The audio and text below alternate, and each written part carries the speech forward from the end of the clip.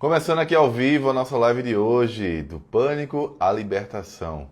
Hoje eu vou contar exatamente a minha história com a síndrome do pânico e como eu me libertei por completo das minhas crises. Há 11 anos estou aí sem crises e ensinando outras pessoas a alcançar esse resultado também. Então vou esperar aqui enquanto as pessoas estão chegando para contar essa história. Já contei várias vezes essa história e hoje vou contar novamente para que eu possa inspirar outras pessoas que nesse momento estão num ciclo de desesperança da ansiedade. Muito bem. Então, olha só que interessante. Quando eu resolvi fazer essa live aqui, de tempos em tempos eu faço uma live contando a minha história. E já contei a minha história em vários lugares. Já contei minha história em eventos presenciais, não só meus eventos presenciais, como eventos presenciais que eu já fui convidado, em palestras que eu já fui convidado para palestrar. Já contei em empresas que eu fui convidado a palestrar, palestras online, palestras presenciais. Já contei em dezenas de lives, eu não sei quantas lives eu devo ter feito aí nos últimos 5 anos, mas sei lá, mais de 100 lives, 200 lives talvez. Já dei centenas e centenas de horas de conteúdo de treinamentos gratuitos e treinamentos pagos, né? Hoje eu sou sócio fundador de um projeto, de uma escola de autoconhecimento para pessoas que sofrem de ansiedade, chamada Escola da Ansiedade. Sou um dos sócios e sou fundador dessa escola. E nessa escola temos vários tipos de treinamento e o Ansiedade que Liberta é o principal.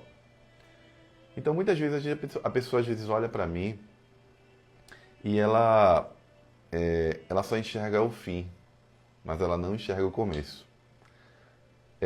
Muitos profissionais da área que me acompanham, me seguem, às vezes fazem assim, ó. Qual o curso que você fez, Cleito? Que eu quero fazer também para ser igual a você, ter o mesmo resultado que você tem. Essa é uma pergunta muito comum que acontece no meu dia a dia. Pessoas que estão entrando na área agora, estão entrando na área a partir desse momento, né, entrando agora, e aí olham e querem fazer exatamente um curso específico que eu fiz e quer ter o resultado de anos. Tem pessoas que mandam outra pergunta e dizem assim, ó, Cleito, qual o livro que você leu para aprender tudo isso que você sabe? Como se todo esse conhecimento que eu venho acumulando há 10 anos pudesse aprender em um único livro. Aqui eu tenho um orgulho de dizer para vocês que eu tenho uma biblioteca pessoal aqui, com mais de 500 exemplares, mais ou menos, de livros sobre as mais diversas áreas do desenvolvimento humano, áreas de crescimento pessoal, de autoconhecimento. Aqui tem solução para tudo. E além desses livros que eu tenho orgulho de possuir aqui, tem aqueles digitais também, né, que a gente não pega, mas está lá na biblioteca da gente. Tem informações, treinamentos. Já fiz treinamento com muita gente boa. Eu sou o tipo de pessoa que procuro profissionais pela competência e resultado, e não pelo que ela fala, ou pelo que ele fala apenas. Procuro pessoas pelo resultado, não pelo quanto elas cobram. E é muito interessante falar isso, eu estou falando isso, exatamente para falar para você que está me conhecendo agora. Para falar para você que está chegando hoje na minha vida. A minha vida ela não começou hoje. E para chegar no momento que eu estou hoje, teve toda uma trilha de 10 anos. E essa trilha de 10 anos, ela não começou porque eu queria. Eu não queria estar aqui. Sinceramente, não queria estar aqui. Vocês não têm ideia do quão é difícil para mim e para minha família o trabalho que eu faço. O quanto é difícil fazer o que eu faço e estar exposto na internet, fazendo o trabalho que eu faço hoje. Hoje, graças a Deus, a gente tem uma equipe de trabalho, a gente tem profissionais que trabalham conosco na escola para me ajudar. Sem a minha equipe, você não teria acesso a nenhum desses conteúdos aqui, eu não teria como dar conta da quantidade de demandas que a gente tem hoje. A gente tem mais de 4.000 alunos, a gente tem comunidades, a gente tem formações para profissionais, a gente tem Ansiedade que Liberta, a gente tem plataformas de assinatura, a gente tem outros programas de treinamento também, a gente tem programas presenciais. Então, planejar e orquestrar tudo isso eu jamais conseguiria sozinho. Porque chega um momento da vida da gente que a gente, quando escolhe fazer um propósito, a gente não tem como caminhar sozinho. Então, antes de tudo, para isso aqui existir, eu preciso de pessoas. Eu preciso de funcionários. Eu preciso pagar salário para essas pessoas. Eu preciso pagar ao Facebook para que o Facebook mande os meus anúncios falando das aulas para vocês. Cada clique que você dá no meu anúncio, mesmo que você não compareça à aula, a gente paga ao Facebook. Então, mensalmente, a gente paga um valor ao Facebook. E não é um valor qualquer. Não é um valor qualquer. Não acho que é R$ 500. Não acho que é R$ 800. Eu estou falando de valores acima de 50 a 100 mil reais por mês ao Facebook, para que as aulas cheguem às pessoas que precisam. Então, não entenda e não acredite que o fato de eu estar numa câmera aqui, entregando conteúdo, uma hora dessa, por exemplo, significa que eu trabalho sozinho e que eu construí tudo isso sozinho. Não entenda também que essa estrutura não é gratuita, não é, querido?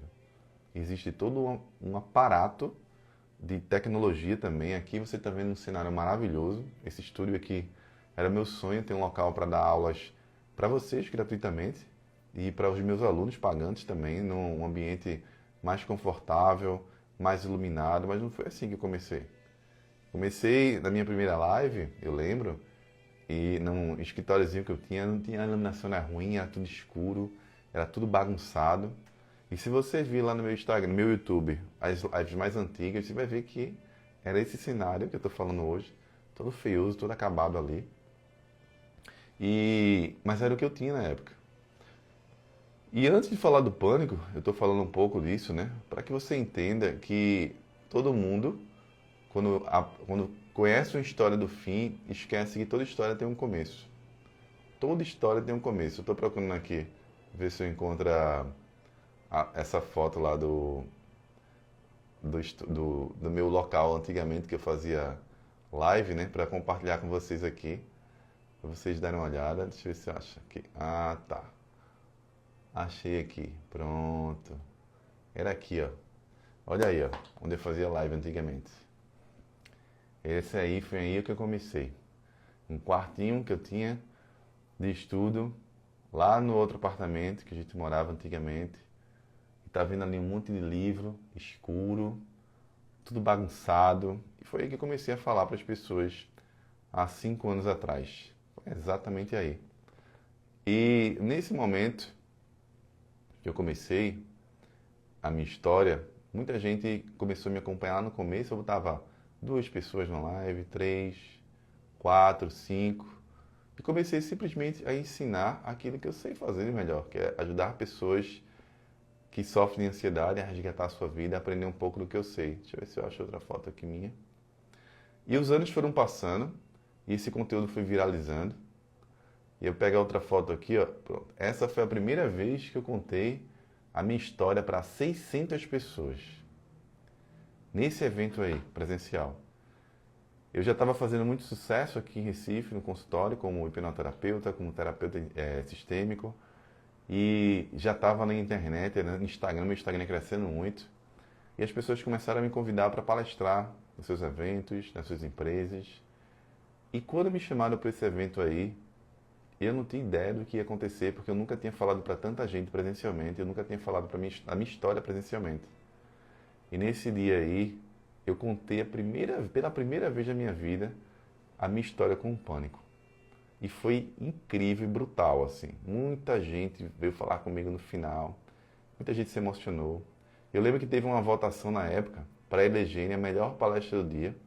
Eu era um novato ainda nos palcos, só tinha monstro aí nesse dia, só tinha gente mais antiga, mais famosa. E a minha palestra foi a segunda palestra do dia. E eu lembro que eu saí muito feliz nesse dia, porque nesse dia eu descobri assim, caramba, é isso que eu quero fazer da minha vida. É isso que eu quero fazer da minha vida. Eu quero falar para as pessoas aquilo que eu carrego há anos de conhecimento, tudo que eu aprendi. Só que as pessoas não veem o seu começo, só veem o fim. Então lá atrás, quando eu era desconhecido, eu lembro que às vezes eu queria ajudar pessoas gratuitamente e ninguém dava atenção. Quantas vezes eu fiquei plantado na frente do Skype, que era Skype na época, nos grupos de Facebook dizendo, eu posso te ajudar, eu passei por isso, eu sei como fazer. E eu ficava atrás das pessoas para ajudá-las, ao invés de eu esperar que elas pedissem ajuda. E eu me frustrei muito no começo, porque as pessoas não valorizavam aquilo que eu carregava de conhecimento. Várias vezes deixei minha esposa sozinha, nesse quartinho aí, nessa mesa amarelinha, ficava no Skype esperando uma pessoa que eu marquei para ajudar a pessoa, para atender a pessoa online que estava num grupo de Facebook dizendo que estava desesperada. Só que ela estava desesperada e quando eu oferecia ajuda, ela me dava um bolo. Ela não comparecia. Ela me deixava plantado. Às vezes eu dizia, faça isso, e a pessoa não fazia. Por quê? Porque existe um princípio, que esse princípio é uma lei universal. É a lei do doar para receber. E eu estava quebrando essa lei.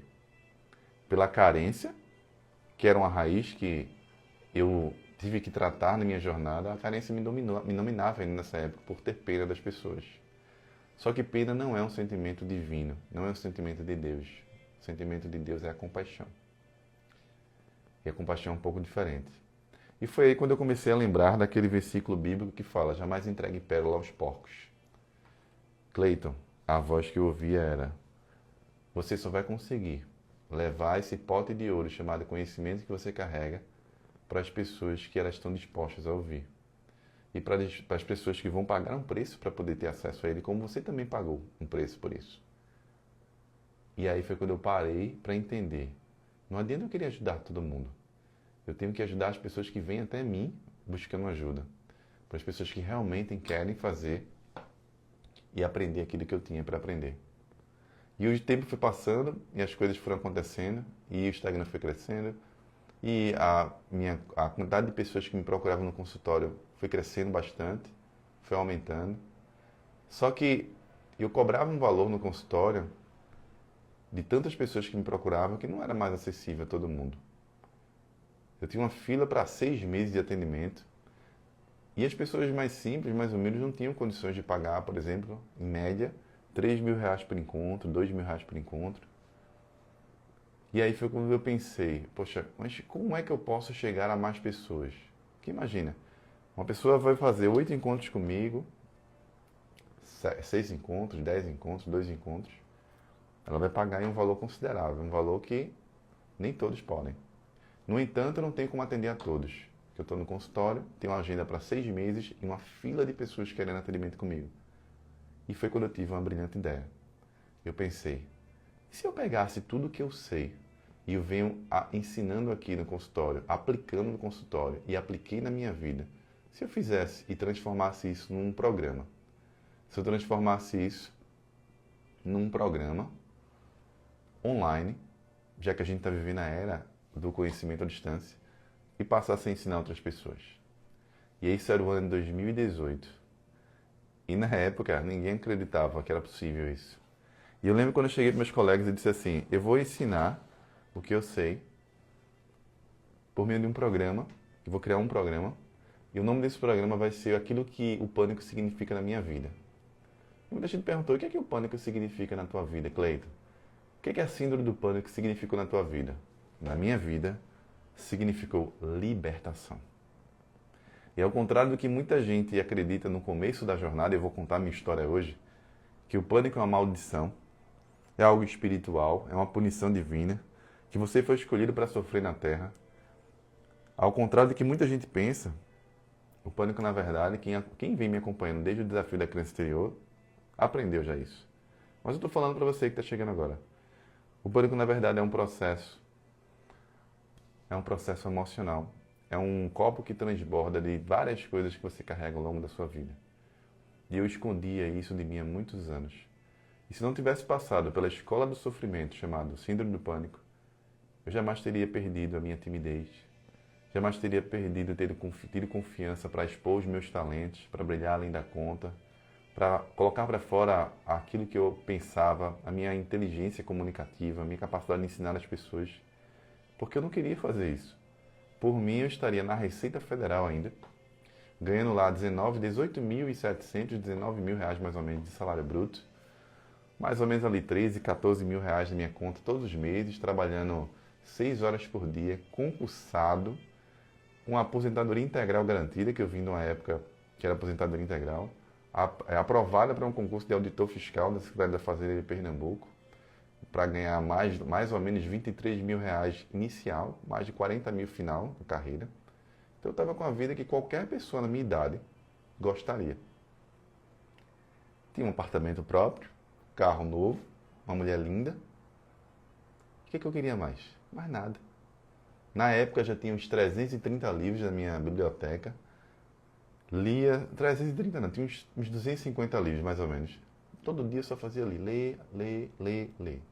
Quando eu tinha um curso, ia lá São Paulo, ia para São Paulo fazer curso, ia para outros estados fazer curso, fazia mentoria com pessoas que eu admirava, uma consultoria aqui, ia aprendendo, eu só fazia acumular, só acumular conhecimento.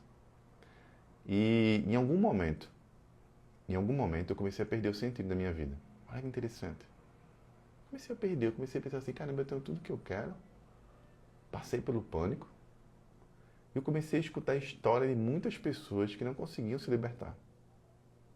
E a história mais brutal que eu conheci foi numa menina que tinha um sonho, assim como eu tinha na época, de passar na Receita Federal. E a mãe dela chegou para mim e disse assim, eu perguntei como foi a prova de auditor da sua filha. E ela disse, minha filha teve uma crise de pânico na sala e perdeu a prova. Eu, caramba, ela está estudando há anos para esse concurso. Pois é, Cleiton. E agora está à base de remédio, desesperada, não sabe o que fazer. E eu comecei a pensar, então não sou só eu que sofro disso, outras pessoas sofrem também.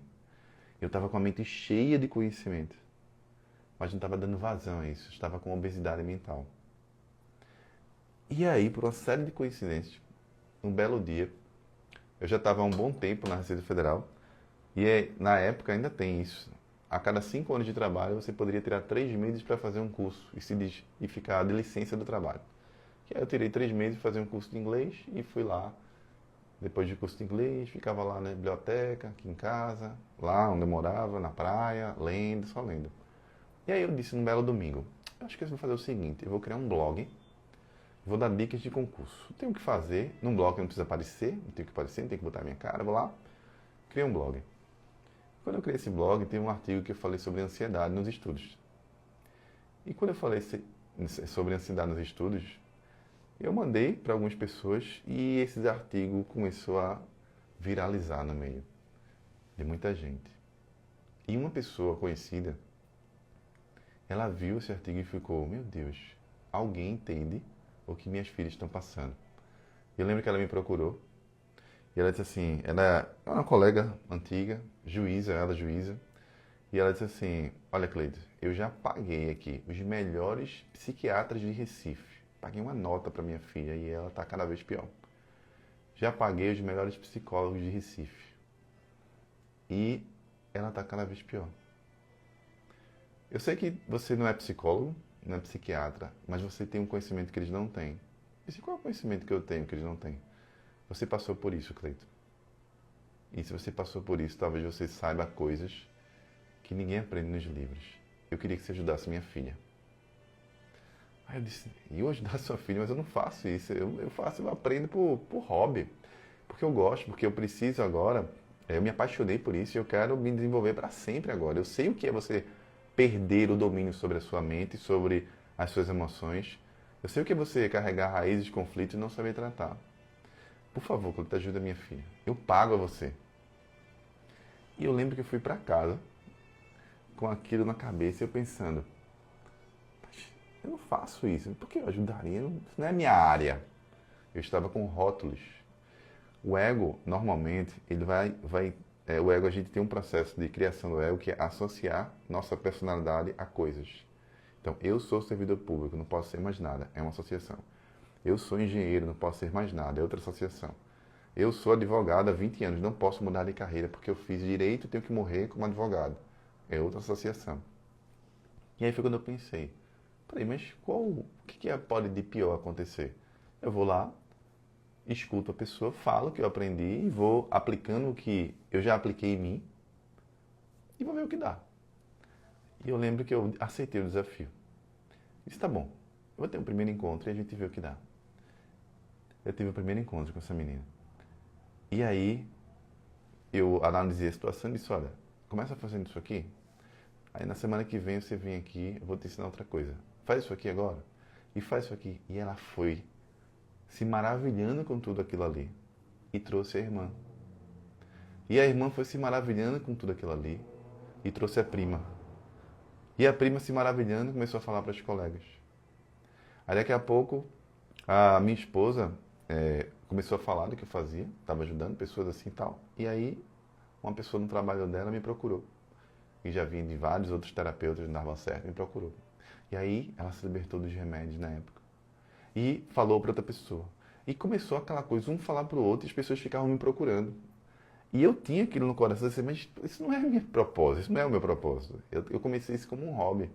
Só que chegou um momento que praticamente eu trabalhava tanto quanto eu trabalhava na Receita Federal. Teríamos 6 horas de trabalho. Quando eu saí da Receita, as pessoas ali me procurando. Foi quando um belo dia, um primo meu chegou para mim e falou assim: Cleiton, por que você não ajuda pessoas para valer? Por que você não se profissionaliza? Porque eu vejo que você tem tanto jeito para ajudar pessoas. Você tem uma sensibilidade quando fala de ansiedade que a maioria das pessoas não tem, Cleiton. Por isso que elas estão te procurando. Você está entregando resultado para elas. Ele me deu um livro na época, de presente. E aí, eu olhei aquele livro e disse assim: caraca. Foi minha esposa que deu. Acho que ele comentou do livro e a Angela foi lá e comprou. E eu disse assim: caramba, e se eu fizesse isso todo dia? Caramba, seria massa. Fazer só isso, porque eu sou apaixonado por esse trabalho. Não é trabalho para mim. E foi quando eu comecei a minha segunda fase, depois do pânico, que foi me profissionalizar.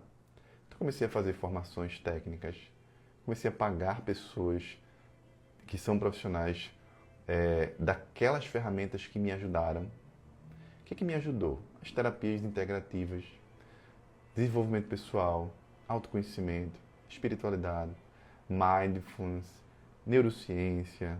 Eu saí estudando tudo aquilo que eu tinha como um conhecimento empírico, ou seja, eu fiz isso, mas como é que eu aprendo isso que eu fiz tecnicamente? Isso aqui é um caminho, é uma área da constelação, beleza. Isso aqui que eu fazia é o quê? Isso é uma área da hipnose terapêutica, beleza. Isso aqui que eu fazia, isso aqui é uma área da PNL. Isso aqui que eu fiz, isso é desenvolvimento pessoal. Isso aqui, isso é espiritualidade. Isso aqui. Aí eu comecei a fazer o processo inverso. E aí é onde separa a média de quem está fora da média. Muitas pessoas superam depressão, muitas pessoas superam ansiedade, muitas pessoas superam a perda de um parente, a perda de uma pessoa querida, muitas pessoas superam o sofrimento. Mas poucas pessoas conseguem ensinar como elas fizeram. É como se você chegasse para uma pessoa e dissesse assim: como é que você conseguiu ficar rico? Aí ela faz assim: trabalhando. Trabalha que você fica. É como se a pessoa dissesse assim: como é que você conseguiu se libertar da ansiedade? Me libertando. Corre atrás que tu consegue. Então tem pessoas que elas não sabem fazer a decodificação do caminho que elas fizeram para se libertar. Esse era o meu dom. Só que eu não sabia ainda. E aí quando eu comecei a me profissionalizar, eu comecei a querer me construir como não um cara apenas que ensina, que dá dicas, mas como um profissional. E o caminho que eu escolhi foi o caminho das terapias integrativas e do autoconhecimento. Então eu comecei a filtrar o que não funcionava. Então você pega, por exemplo, a PNL. É uma ferramenta brutal, mas para ansiedade não funciona 100%. 10% só da lei funciona. Aí eu pegava o que funcionava, juntava com outra ferramenta. Constelação é uma ferramenta brutal, mas 15% da lei funciona para ansiedade. Aí eu acoplava aqui. E aí eu saía acoplando vários tipos de processos. Coaching, por exemplo, não é aplicável para ansiedade, por exemplo. É uma ferramenta de alta performance, mas tem uma coisa que é aplicável. Eu pegava aquilo que era aplicável. E aí eu fui construindo uma metodologia, uma forma de trabalhar, que foi exatamente o caminho que eu fiz de maneira empírica, aplicando a mim mesmo. Ou seja, eu fui me aprofundar em mim. Como eu fiz para sair e como isso pode ser replicável. E quando eu entendi, eu simplesmente explodi na época. Comecei a ver um fluxo de pessoas me procurando, aí como profissional já, brutal. Minha carreira decolou. E aí eu entrei na internet. Então quando eu entrei na internet, eu já estava com a minha agenda pessoal completamente esgotada. Quando eu entrei na internet, comecei a falar para mais pessoas, foi aí que a coisa aumentou. Foi aí que muita gente começou a ter acesso, de todo o Brasil, de várias partes do Brasil. E foi quando, em 2018, eu disse: eu vou juntar tudo isso e vou chamar de um programa. E o nome desse programa vai ser aquilo que a ansiedade significa para mim. A ansiedade que liberta. Olha que interessante. E na época, eu lembro que muita gente me criticava. Pessoas que trabalhavam na internet Falava assim, Cleiton, ninguém vai comprar um programa como esse. Eu disse, mas por quê? Porque a ansiedade não liberta a gente. Isso é uma doença, uma coisa ruim. Eu disse, não, mas não é uma coisa ruim. É um processo de transformação pessoal. Mas você vai ver, ninguém vai acreditar em você. Aí olha que interessante, eu falei assim, mas eu não estou na internet para as pessoas acreditarem em mim. Eu estou na internet para passar o meu recado. Eu só sou um mensageiro. E eu caminho pela fé, querido. E quem caminha pela fé não está preocupado com o que vai dar certo ou dar errado. Simplesmente eu piso e eu sei que quando eu piso, o caminho vai se abrir. Quando eu dou o primeiro passo, o segundo passo vai aparecer, a escada vai aparecendo. E eu acreditava fortemente que eu deveria ensinar aquilo que tinha feito parte da minha vida. Aquilo que fez parte da minha vida, eu não vou ensinar aquilo que não fez parte da minha vida. E a minha primeira mentalidade na época, integridade, era assim, ó, eu só posso ensinar aquilo que eu testei na minha pele. Eu jamais vou poder ensinar ou passar um livro que eu não li, uma ferramenta que eu já não experimentei na minha pele, ou uma experiência que eu não tive. Quando eu falo de muitas dores, e muita gente fala, foi a primeira vez que alguém, por exemplo, o vídeo mais visto meu do YouTube é despersonalização, mais visto. E o comentário que eu sempre recebo, lá e aqui foi a primeira vez na minha vida que eu vi alguém explicar despersonalização como você. E eu recebo psicólogos, terapeutas, que me perguntam onde eu aprendi sobre despersonalização. Aí eu digo, sabe onde é que eu aprendi? Passando pela despersonalização e saindo dela. Muita gente me pergunta, como é que você consegue falar de um jeito assim com a minha mente? E eu que tenho crise de ansiedade e pânico, de forma que você me entende. Eu digo, porque eu já estive no seu lugar já. Eu sei o processo que passa interno. E aí foi quando eu fiz aquela junção de algo que eu ainda não sabia que era o meu talento natural. Meu talento natural eu achei que era atender pessoas, eu achava que era sensibilidade para entender as pessoas, eu achava que era habilidade em lidar tecnicamente com as ferramentas que eu aprendia. Isso eu sabia que era fácil para mim. Então, às vezes eu fazia um curso, a pessoa acabava de ensinar. Aí eu via as pessoas, a maioria, com maior dificuldade em aprender. Eu pegava, aplicava, e não era incomum a pessoa chegar para mim, os colegas de turma, falar assim, tu já aplicasse aqui lá fora, atendendo outras pessoas? Não, é a primeira vez. Caraca, a primeira vez? A primeira vez. Parece que tu faz isso há 10 anos. Esse é o primeiro sinal de que você está dentro ou em cima do seu talento natural. Quando você tem talento natural, ou seja, de nascença, quando aquilo é teu propósito espiritual na Terra, você faz como se já fizesse há 10 anos. E como era muito fácil para mim aprender, eu disse, poxa, eu levo jeito para isso, mas ainda não era a minha missão. E depois de anos eu entendi o meu propósito. Meu propósito é ensinar. Em essência, eu sou um professor. Só que eu ensino coisas que não se ensina na escola. E aí, quando a gente criou o Ansiedade que Liberta, depois veio a Escola da Ansiedade um ano depois. E aí, onde tudo começou. Então, existe uma faculdade que você paga para fazer uma graduação.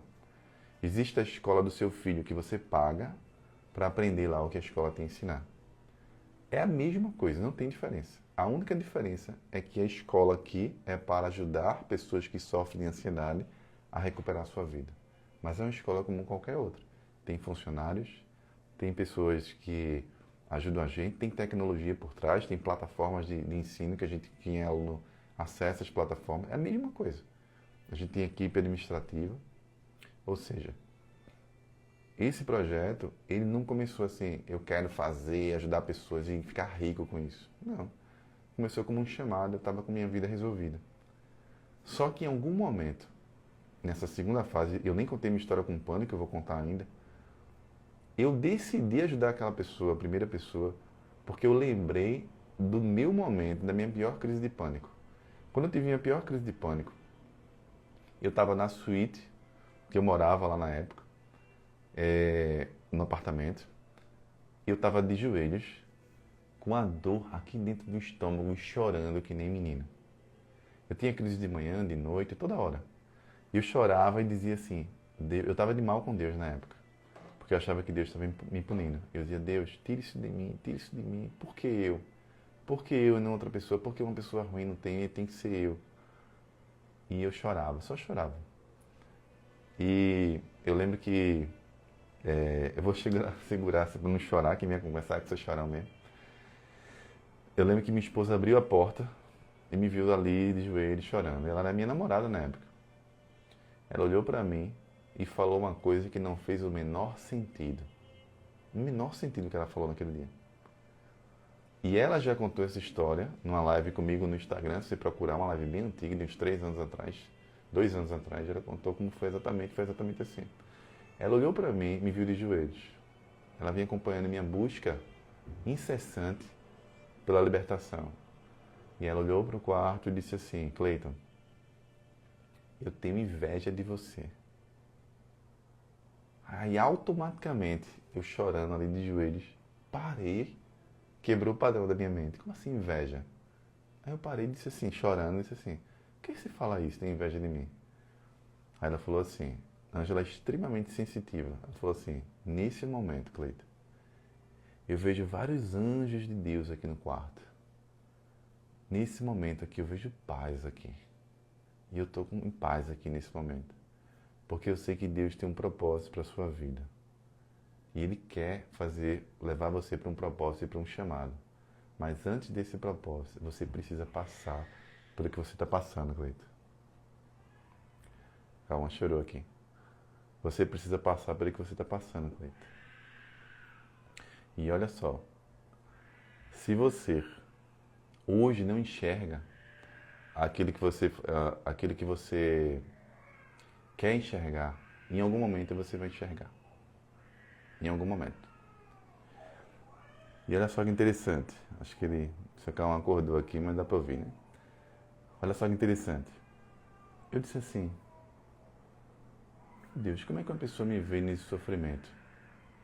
Como é que a pessoa me vê nesse sofrimento e fala que Deus tem um propósito na minha vida? E diz que tem inveja de mim e que está vendo aqui nesse momento vários anjos. Eu peguei a porta do quarto e bati na cara dela a porta, com muita força. Pá! Bati e mandei ela sair do quarto. Ela poderia nunca mais ter voltado. Tamanha a minha revolta. Fiquei com muita raiva dela. Porque para mim não fazia o menor sentido dizer que aquilo tem um propósito. Aquela dor que eu sentia tem um propósito. Não fazia o menor sentido. E olha só que interessante. Anos depois eu estou aqui. Na sua frente. Aquele cara tímido que tinha vergonha até de tirar a camisa para correr na praia. Todo mundo corria sem camisa, eu corria de camisa com vergonha. Que tinha vergonha de falar o que pensava, vergonha de me expor perante 6, 7 pessoas assim. Que não batia foto, que não tinha redes sociais. Estou aqui com 300 pessoas, semana passada estava com 1.600 pessoas, falando aí para uma audiência de mais de 200 mil pessoas todos os dias. Esse propósito, ele chegou anos e anos depois daquela dor. Então, às vezes, Deus vai colocar você numa situação de muita escuridão. Mas Ele não está colocando você naquela situação. A vida é assim. A vida, às vezes, a gente vai ter desafios emocionais. A gente vai ter coisas dentro da gente que faz parte do processo de crescimento humano, que em algum momento a gente vai ter que trabalhar isso. Só que a gente acredita que a vida é uma linha reta, a gente acredita que a vida é uma perfeição, que a gente só tem que passar pela alegria. E toda vez que a gente passa por um sofrimento, a gente entra de mal com Deus. Porque, em essência, a gente acaba acreditando que a nossa estada na Terra, a gente está aqui na Terra a lazer, apenas a lazer, a desfrute, e também desfrute é importante. Mas a gente não está na Terra para isso apenas. A gente está na Terra para evoluir como espírito. Dentro deste corpo e do seu corpo existe um espírito. E nosso objetivo na Terra é um crescimento espiritual. E o crescimento espiritual só pode vir por meio da experiência humana.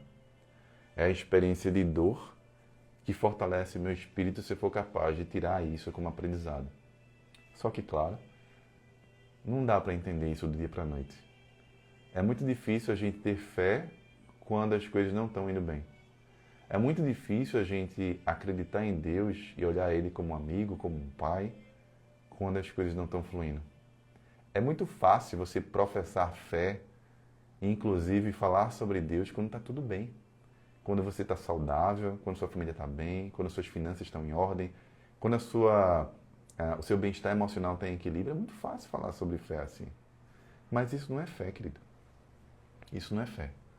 Se você fala para mim que tem fé no seu melhor momento, eu ainda digo que você é uma criança, brincando de viver.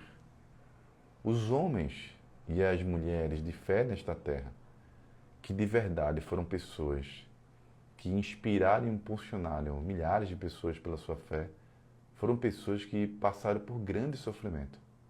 Eu já li dezenas de centenas de biografias de pessoas que passaram por um sofrimento pessoal muito grande, ou pessoas que revolucionaram a área que atuavam.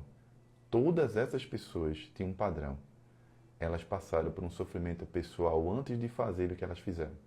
A maioria dessas pessoas, elas não fizeram o seu chamado de vida porque elas queriam.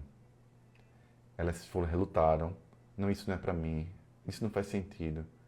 E aí, por negar a sua própria estrada de evolução, ela cai em sofrimento. Então, às vezes, Deus vai te colocar numa estrada que você não quer entrar. Ele me colocou na estrada. A minha estrada, ela fazia um concurso para perito criminal da Polícia Federal.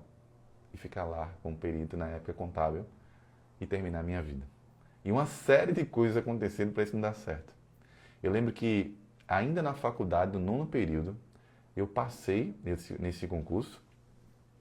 Eu fiz a prova, na verdade, e aí, na época a gente tinha um ranking de notas, né? O pessoal colocava as notas lá, e a gente fazia uma estimativa de classificação.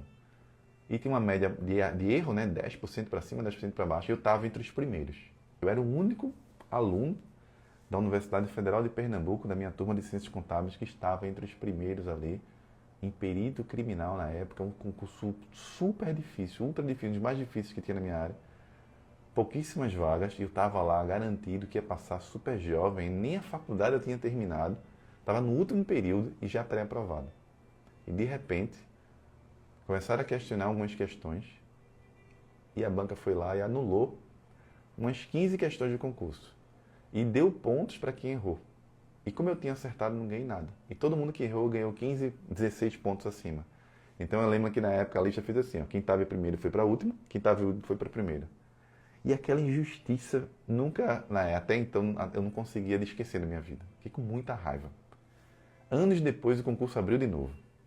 E quando o concurso abriu de novo, anos depois, tipo, muitos anos depois, eu acho que mais de 10 anos depois, 8 anos depois, na verdade, acho que foi 2011 mais ou menos, eu disse, agora eu passo.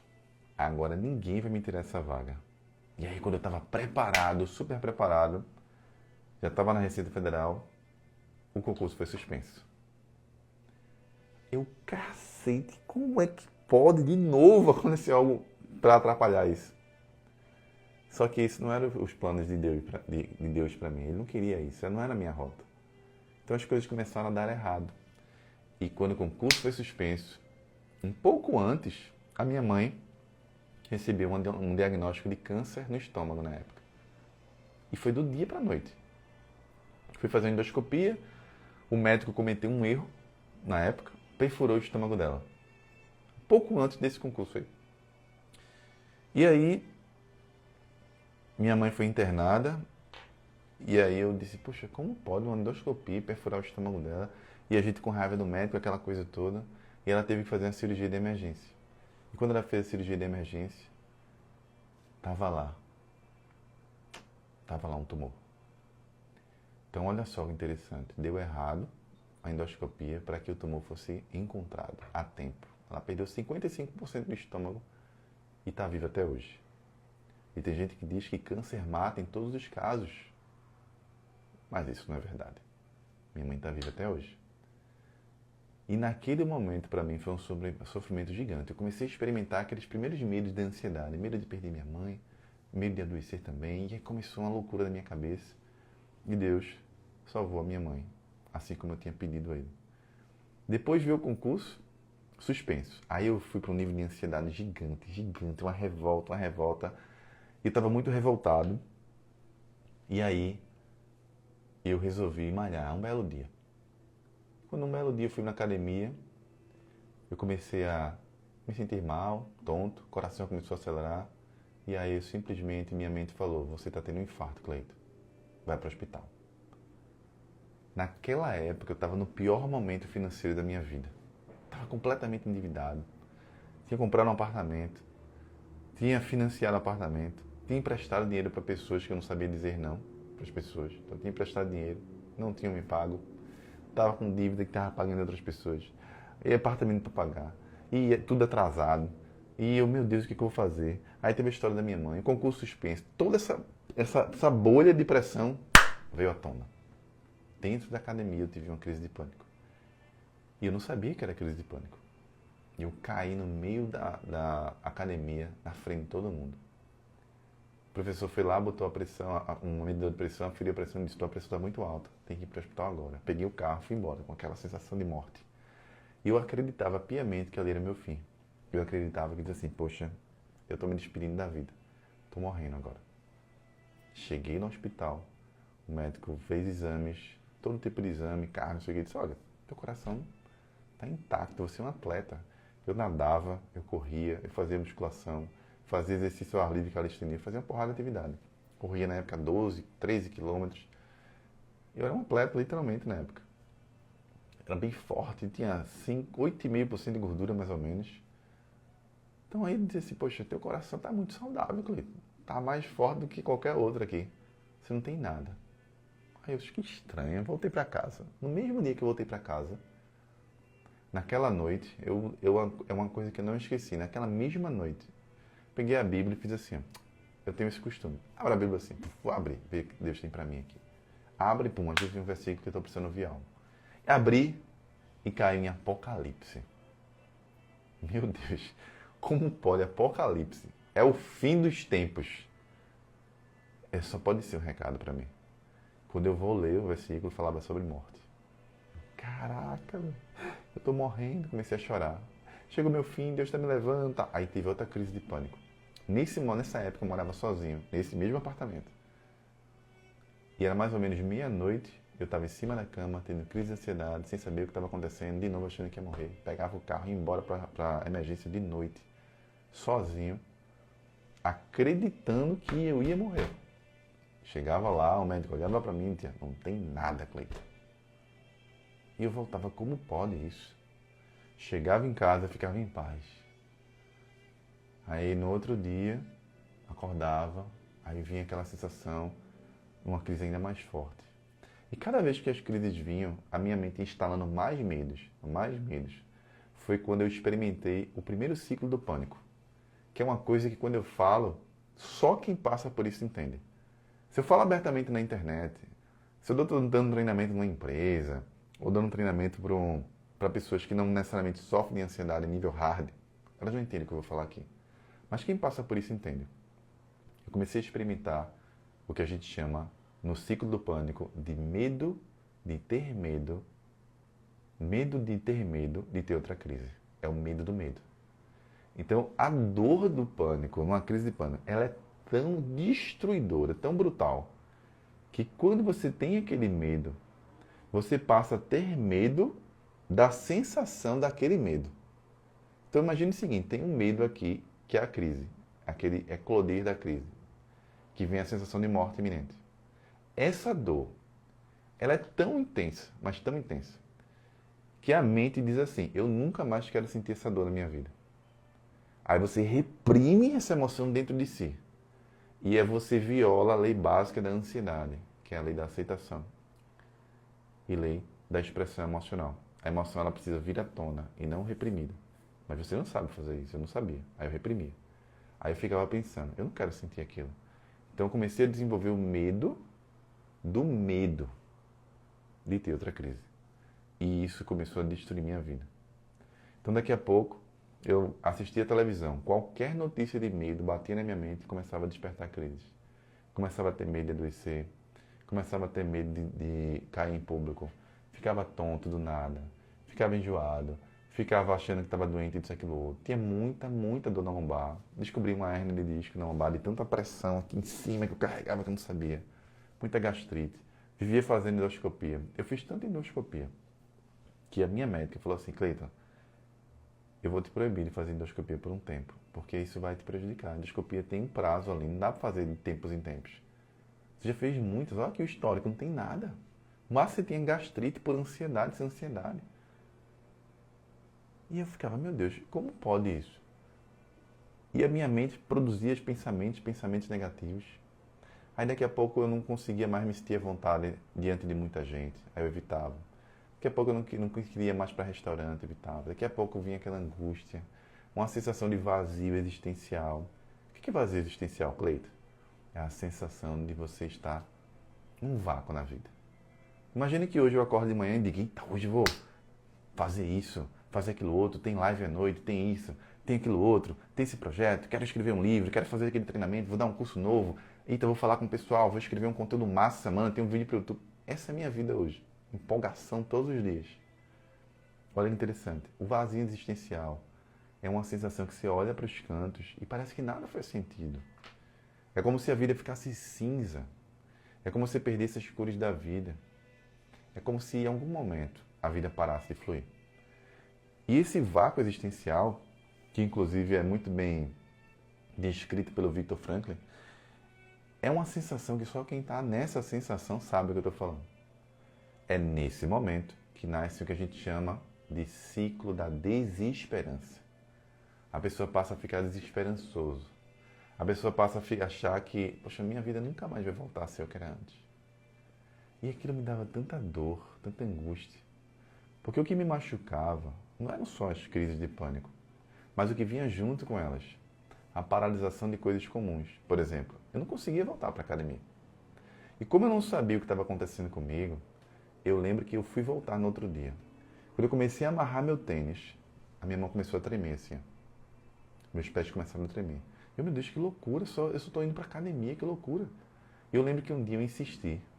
Saí de casa e minhas pernas tremiam assim. Tremiam, eu ficava tremendo. Parecia que estava passando mal, tendo um infarto ali. Tremendo assim. Tonto, tremendo. Aí eu disse, que loucura, por que está acontecendo isso comigo?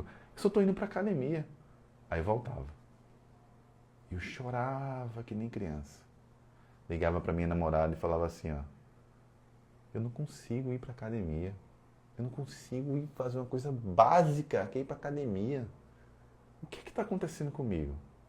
Aí ela falava, Cleiton, eu pesquisei, eu acho que você está com pânico. Essa palavra pânico, na época, eu lembro que eu vi uma reportagem no Fantástico. Eu achava que pânico era assim, ó, a pessoa que passou por um acidente, passou por um assalto no banco. Na época estava uma onda de assalto em banco, a agência bancária, então é o que eles chamam de transtorno pós-traumático. Eu achava que pânico era assim, a pessoa que passou por um grande trauma, e aí ela fica naquele pânico ali, a mente congela ali. Também é isso. Mas não é só isso. E eu disse, não, eu não tenho isso. Eu não tenho isso. Então eu passei, na época, pela primeira fase de todo mundo que passa pelo pânico. No meu caso foi pior do que o pânico, foi a síndrome do pânico, que é a crise em cima de crise, repetidas. A síndrome. Eu dizia assim, não é comigo isso. Eu não sou doente. Eu não sou essa pessoa que tem pânico. Eu rejeitava aquilo. O maior erro de quem está, não só na ansiedade, não. Não só no pânico, qualquer sofrimento na vida é negar o processo. Quanto mais nega, mais reprime. Quanto mais reprime, mais toma conta de você. É como se fosse uma panela de pressão. Que você fecha, o fogo está aceso. E você diz, não, o fogo está apagado. A pressão vai estar sob controle. Aí a pressão começa a aumentar. O pito começa a sair. E você diz, não, está tudo sob controle. Mas ó, a pressão está aumentando. Tem que desligar. Tem que abrir essa panela. E a pessoa, não, está tudo sob controle. Eu não tenho nenhuma pressão interna aqui. E eu fui cometendo os erros de iniciante. Eu me achava o cara. Eu me achava o cara inteligentíssimo. Eu passei em vários concursos. Eu sei muita coisa na vida. Passei em concursos dificílimos, eu sou muito inteligente. Eu não tenho isso de pânico. Olha que interessante. E isso é uma lição bíblica, inclusive, né? Eu estava em cima do pedestal da arrogância. Na área emocional, eu era um analfabeto. Todo mundo tem uma área que você é um analfabeto. Eu era um analfabeto nessa área emocional. Eu era um analfabeto quando o assunto era autoconhecimento. Eu não me conhecia, não. Eu achava que me conhecer era saber o meu nome. Eu achava que me conhecer era olhar no espelho e dizer assim, esse sou eu reconheço a minha imagem, esse sou eu. Isso não é autoconhecimento, querido. Está muito longe disso. Só que a vida vai bater muito forte nas pessoas que têm esse nível de arrogância, até elas aprenderem sobre humildade. E eu fui essa pessoa arrogante. Quanto mais ela falava que eu tinha aquilo, mais forte as crises ficavam. Mais eu quebrava a cara. Mais a minha vida ficava limitada. Então daqui a pouco eu não conseguia ir para academia mais. Não conseguia ir para um simples mercado. Eu lembro que eu estava na fila do mercado, quando eu senti aquela sensação, eu deixei o carrinho lá e fui embora. Eu não conseguia fazer as minhas compras. Eu abandonei o meu carro no meio de uma avenida. Teve uma crise de pânico dirigindo. Eu parei o carro, saí correndo. Entrei no carro do meu primo que vinha atrás, que já vinha me socorrer, tinha me socorrido de outro hospital que eu vinha, e fui para um segundo hospital. De um hospital para outro hospital, e deixei o carro no meio da estrada. E aí eu comecei a ouvir todo tipo de coisa. Alguns diziam que eu estava ficando louco. Tão jovem, um menino tão jovem, saudável, bem-sucedido, bonito, com uma mulher tão bonita do lado, tem tudo, sabe o que é isso? Não tem Deus no coração. Aí é isso que me falavam. E aquilo me destruía brutalmente. Ele não tem Deus no coração, só tem matéria, por isso que está assim. Isso é de uma ignorância tão grande. Uma pessoa que fala isso, ela está muito distante do que é Deus. Uma pessoa que vê uma pessoa com depressão, ansiedade e fala, isso tá vendo? Não, tem tudo, mas não tem Deus no coração, por isso está em depressão e ansiedade. Essa pessoa, ela está tão distante de Deus, mas tão distante de Deus, que é como se ela estivesse a bilhões de quilômetros distante de Deus. Ela não tem a menor noção do que é uma intimidade com Deus quando ela fala isso. Ela só tem intimidade com a Bíblia. De ficar lendo e achar que pode dizer o que as pessoas estão passando dentro do coração. E a Bíblia não é Deus. A Bíblia é a palavra de Deus. É um pouco diferente. Se você não viver a palavra na experiência humana, nada vai adiantar. A pessoa fica lá vendo sobre perdão, mas não perdoa as pessoas. Nem se perdoa. A pessoa vê vários exemplos de Jesus falando sobre fé, mas ao menor sinal de sofrimento, ela já renega a fé, já tem medo e fica com medo e não age. As pessoas que julgam outras pessoas estão se colocando na posição de Deus. Ninguém conhecia a minha vida para estar dizendo aquilo, mas eu acreditava nisso. E eu corri de igreja em igreja. Eu lembro que tem uma igreja que eu nem gosto, dessa igreja, por sinal. É o que eu chamo de business god. São pessoas que criam igrejas para transformar em negócio. E tinha uma perto da minha casa, um pastor bem conhecido aí no Brasil, que você chega, tem uma palestra na pregação, no meio da pregação passa as maquininhas de cartão de crédito e uma apelação brutal para você contribuir, senão Deus não vai dar o que você quer, senão você não vai prosperar, senão você não vai ter nada na vida se não contribuir. E fui para uma igreja dessa e disse, meu Deus, isso aqui aqui não é terra de Deus, isso aqui não é lugar santo. E fui para um outro lugar e nada acontecia, e outro lugar, eu disse, meu Deus, mas será que tem a ver com espiritualidade? Será que é falta de Deus? Mas por que ele me escolheria para fazer isso comigo? Mas mesmo assim eu negava. Não tenho isso, deve ser outra coisa. E aí eu procurava aqueles atalhos que muita gente procura no começo. Muita gente falava, toma um chá, Cleide, de camomila, toma um chazinho, que isso passa. Eu tomava e nada passava. Toma uma cervejinha, Cleide, relaxa, toma uma cervejinha. Pô, tu é um cara que se cobra muito. Realmente, eu me cobrava muito. Mas se eu tivesse tomado a cerveja para aliviar a ansiedade, eu teria virado um alcoólatra. Porque alcoólatras normalmente sofrem de ansiedade, mas eles abafam a ansiedade com bebida. E a bebida vira uma muleta. Por isso que muita gente vira alcoólatra. O nível de ansiedade é grande, o problema emocional vem, a pessoa abafa com bebida. E graças a Deus eu não segui esse caminho. E aí eu começava de lugar em lugar. Até que um dia eu sofria tanto com essa dor que eu entrei numa fase que é a pior fase do pânico, a chamada despersonalização. A despersonalização da ansiedade eu poderia descrever como o momento mais sombrio da jornada. O momento em que 98% das pessoas vão entrar e não vão conseguir sair. Normalmente, na despersonalização, as pessoas tomam remédio, porque é muita dor. É um senso de perda da própria personalidade. É como se tudo que você construiu como senso de quem você é, se quebrasse do dia para a noite. E essa quebra interna É como se todos os medos que você carrega desde a infância viessem tudo de uma vez, assim. Ó. Toda a estrutura de personalidade, eu falo sobre isso fortemente. Tem um vídeo meu sobre isso no YouTube. Lá no Aquela a gente fala sobre isso. Já falei sobre isso em vários vídeos. Já fiz uma live aqui sobre isso, sobre a construção da personalidade. Mas para você entender aqui, é como se fosse assim. Ó. É como se esse piloto aqui fosse eu. E de repente, a vida diz assim, não, esse não é você. Você é esse aqui. Não, mas eu não sou esse aqui, eu sou esse aqui. Esse é Cleiton. Não, esse não é Cleiton. Esse é o Cleiton construído no medo. Sem medo, Cleiton é esse cara aqui. Esse Cleiton ele é tímido. Sem medo, esse Cleiton é um comunicador. Esse Cleiton se acha inferior a todo mundo. Sem medo, ele é um líder. É uma nova liderança que vai nascer. Esse Cleiton tem medo até do vento. Tem medo do conflito, medo de entrar em embate, medo de dizer não. Esse Cleiton aqui não. Ele fala aquilo que ele pensa. Mas eu não sabia que esse cara estava dentro de mim. Porque os meus medos começaram a vir pelas crises de pânico.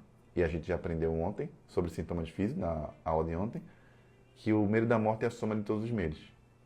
Quando todos os medos vêm, que a gente começa a transbordar o copo, a gente perde o senso de quem nós somos. E, de fato, a ansiedade e a despersonalização acontece para que a mutação aconteça. Olha que coisa interessante. A maioria dos terapeutas, psicólogos, teóricos, quando ensinam sobre personalidade, existem trocentas teorias para explicar a construção da personalidade. Mas quando vão explicar sobre despersonalização, a maioria diz, é um problema, toma remédio, é isso, é aquilo outro. Mas eu estou aqui para dizer para você o seguinte, querido. A despersonalização é um passo que antecede a libertação. A despersonalização é um passo que antecede a cura. A despersonalização é o desabrochar de um novo ser que precisa nascer. Sem a despersonalização, você não mudaria. Então é como se a mente, ela é tão perfeita, mas tão perfeita, que a gente falou ontem que nós somos os seres integrados. Corpo, mente e espírito, está tudo ali junto e conectado. Se eu estou distante do meu propósito espiritual, em algum momento o sofrimento vem para que haja o realinhamento corpo, mente e espírito. Se eu estou distante do meu propósito espiritual, ou eu estou no meu propósito espiritual, mas desalinhado na minha mentalidade, em algum momento o sofrimento vem. Se eu estou dentro do meu propósito, a minha mentalidade está alinhada, mas os meus comportamentos não são congruentes com aquela posição que eu ocupo no mundo, em algum momento o sofrimento vem. Então, se eu sou, por exemplo, uma pessoa tem vocação para ser um líder religioso, mas ela tem medo de se expor. Essa pessoa vai passar por algum sofrimento na vida, alguma coisa vai acontecer na vida dela para ela receber um chamado e se tornar essa liderança. Por exemplo, pode ser que ela já seja uma liderança, mas ela tem comportamentos que destoam da posição que ela ocupa como líder religioso. Por exemplo, essa pessoa vai se destruir nessa posição. Pode ser que ela tenha comportamentos congruentes, mas a maneira de pensar dela não é como um líder religioso, é como outra pessoa. Ela também vai se dar mal. Isso deu um exemplo de religioso, isso pode ser um palestrante, isso pode ser um empreendedor, isso pode ser um advogado, isso pode ser um engenheiro, eu não sei qual é o seu propósito. E talvez você também não saiba. Mas o que eu estou aqui para dizer para você é que essa pior fase do pânico que eu enfrentei é a fase que transmuta a ponte para a nova transformação, aquilo que eu preciso me tornar. Só que esse momento, ele vai trazer os sintomas mais brutais e severos que a síndrome do pânico pode trazer. Muitas pessoas sofrem de ansiedade a nível muito elevado, mas não experimentam isso que eu estou falando. Nem todo mundo vai passar pela despersonalização. Nem todo mundo... Despersonalização não é algo inerente a pânico. A pessoa pode passar, não necessariamente essa pessoa tem crise de pânico, por exemplo, ou síndrome do pânico. Mas quando eu for falando especificamente do pânico, que foi o que eu vivi na minha pele, essa fase é uma fase em que você vai se olhar no espelho e você não vai se reconhecer. Eu olhava no espelho e eu via o meu rosto borrado. Pensa na loucura para mim. Eu olhava no espelho e via meu rosto borrado. É como se a mente começou um processo de mudança. E quando ela começa o processo de mudança, a mente não consegue se enxergar mais como você é hoje. Só que para uma pessoa analfabeta emocionalmente, como eu era, eu dizia, meu Deus, eu estou enlouquecendo. Tem um buraco no meu rosto. Eu botava a mão e chamava a minha namorada na época. E dizia assim, Ângela, olha o buraco que tá aqui no meu rosto, tá afundando no meu rosto. E aquilo assustava ela. Meu Deus, eu casei com um louco. Não é nem casei, eu namorei, eu tava namorando, né? Tô namorando com um cara louco, esse cara tá surtando, esse cara tá assustando. Ele tá ficando doido. Assim, não tem nada no teu rosto, Cleiton. Tem, olha aqui, um buraco no meu rosto. Não tem, Cleiton. Aí eu olhava no espelho de novo e aquele buraco sumia. Daqui a pouco eu começava a experimentar pensamentos de enlouquecimento. Eu achava que ia machucar uma pessoa. Havia pensamento assim, ui, tu vai esfaquear tua namorada daqui a pouco. Tu vai matar todo mundo na Receita Federal. E aquilo me dava uma loucura na cabeça. Eu disse, peraí, por que eu tô pensando isso? Eu não controlava os meus pensamentos. Os meus pensamentos me controlavam. Eu violava a primeira lei da ansiedade, é a lei dos pensamentos. Você não é os seus pensamentos, mas eles são parte de você. Só que eu não sabia disso. Lembra? Eu era um ignorante emocional. Então, uma pessoa que ela tem ignorância emocional, ou ela não tem um nível de autoconhecimento suficiente para isso, a mente dela está associada aos pensamentos. E quando a gente está associado aos pensamentos, nós passamos a acreditar que somos o que pensamos. E não somos o que pensamos. Inclusive isso é um clichê, né? Uma frase clássica do desenvolvimento pessoal. Somos aquilo que pensamos. Não somos. Não somos. Porque se eu disser que somos aquilo que pensamos, a criatura passa a ser o criador. Se eu disser para você que eu sou o que eu penso, eu estou dando vida ao meu pensamento. E quem tem a vida sou eu, não é os meus pensamentos. Tem uma passagem que eu sempre falo, bíblica, que diz o seguinte, Eclesiastes. Eu tenho visto escravos andando como se fossem príncipes. E príncipes andando como se fossem escravos. É exatamente isso que eu estou falando. Quando eu dou vida e digo eu sou o que eu penso, eu me torno escravo. E aquele que é o meu escravo, que é os meus pensamentos, passa a ser um príncipe e domina a minha vida. Num reinado brutal de medo e escuridão. Só que quando você não tem autoconhecimento, você vira refém dos seus pensamentos, do seu corpo e das reações emocionais que os seus traumas de infância, da adolescência, da sua vida, ou daquilo que está dentro de você guardado vem à tona, você fica refém disso aí. E nessa fase eu lembro que eu comecei a achar que ia machucar as pessoas do meu lado, e um belo dia eu estava assistindo televisão. E quando eu estava assistindo televisão, eu vi a notícia de um cara que tinha matado várias pessoas dos Estados Unidos na escola. Sabe aquela loucura da galera que vai lá e pega uma metralhadora e sai matando todo mundo? Eu estava lá vendo a notícia. Quando eu vi aquela notícia, meu Deus, eu vou fazer isso também. Vários pensamentos me tomaram. Se eu fazer isso também, começou aquela loucura, loucura, loucura. E aí, eu disse, o que está acontecendo comigo? Meu Deus, o que está acontecendo comigo? E ainda assim, eu negava. Ainda assim eu dizia, eu não tenho pânico. Isso não é comigo. Essa coisa não é comigo. Eu tenho outra coisa. E aí aconteceu algo muito brutal na minha vida, que eu diria ali foi o momento de decisão. Foi o momento que eu mudei a rota da minha vida. Quando eu comecei a ter muitas crises de pânico, eu lembro que em algum momento, eu estava de noite na minha casa sozinho, no apartamento que eu morava, e eu escutei pensamentos assim, ó, Cleiton, acabou pra tu, Cleiton. Tu não vai conseguir voltar a ser aquele cara que você era. Tu nunca mais vai conseguir malhar. Tu nunca mais vai conseguir sorrir como antes. Tu nunca mais vai conseguir nem fazer amor com a tua namorada. Tu nunca mais vai ter uma pessoa que goste de você, porque ninguém quer estar perto de uma pessoa que só fala em ansiedade e pânico. Tu nunca mais vai conseguir correr na praia como tu corria. Tu nunca mais vai conseguir ler e estudar como tu estudava. E a mente começou a falar aquelas coisas, sabe? E nesse momento você vai se afundando, se recolhendo. E o perigo disso é quando a gente acredita que nós somos nossos pensamentos. Porque aquela coisa que fala, não é o capeta falando não, querido. Aqueles são seus pensamentos, que são produzidos pelos medos que você carrega e por esse processo de ansiedade. E aí eu tô lá ouvindo, só que aquilo não sou eu, mas eu não sabia. E a voz dizia assim, ó, vai ali na janela, Cleiton. abre a janela. E eu abri. Olha para baixo. E eu olhei. E a voz falava assim, ó. Meus pensamentos diziam assim, ó. Pula, Cleiton. Pula. Desiste disso agora. Pula. Pula, Cleiton. E eu ficava naquele conflito. Mas eu não quero tirar a minha vida. Mas ao mesmo tempo eu não consigo controlar essa voz. Que loucura é essa? Como pode ter duas pessoas dentro de mim ao mesmo tempo? Pula, vem, vai, tira.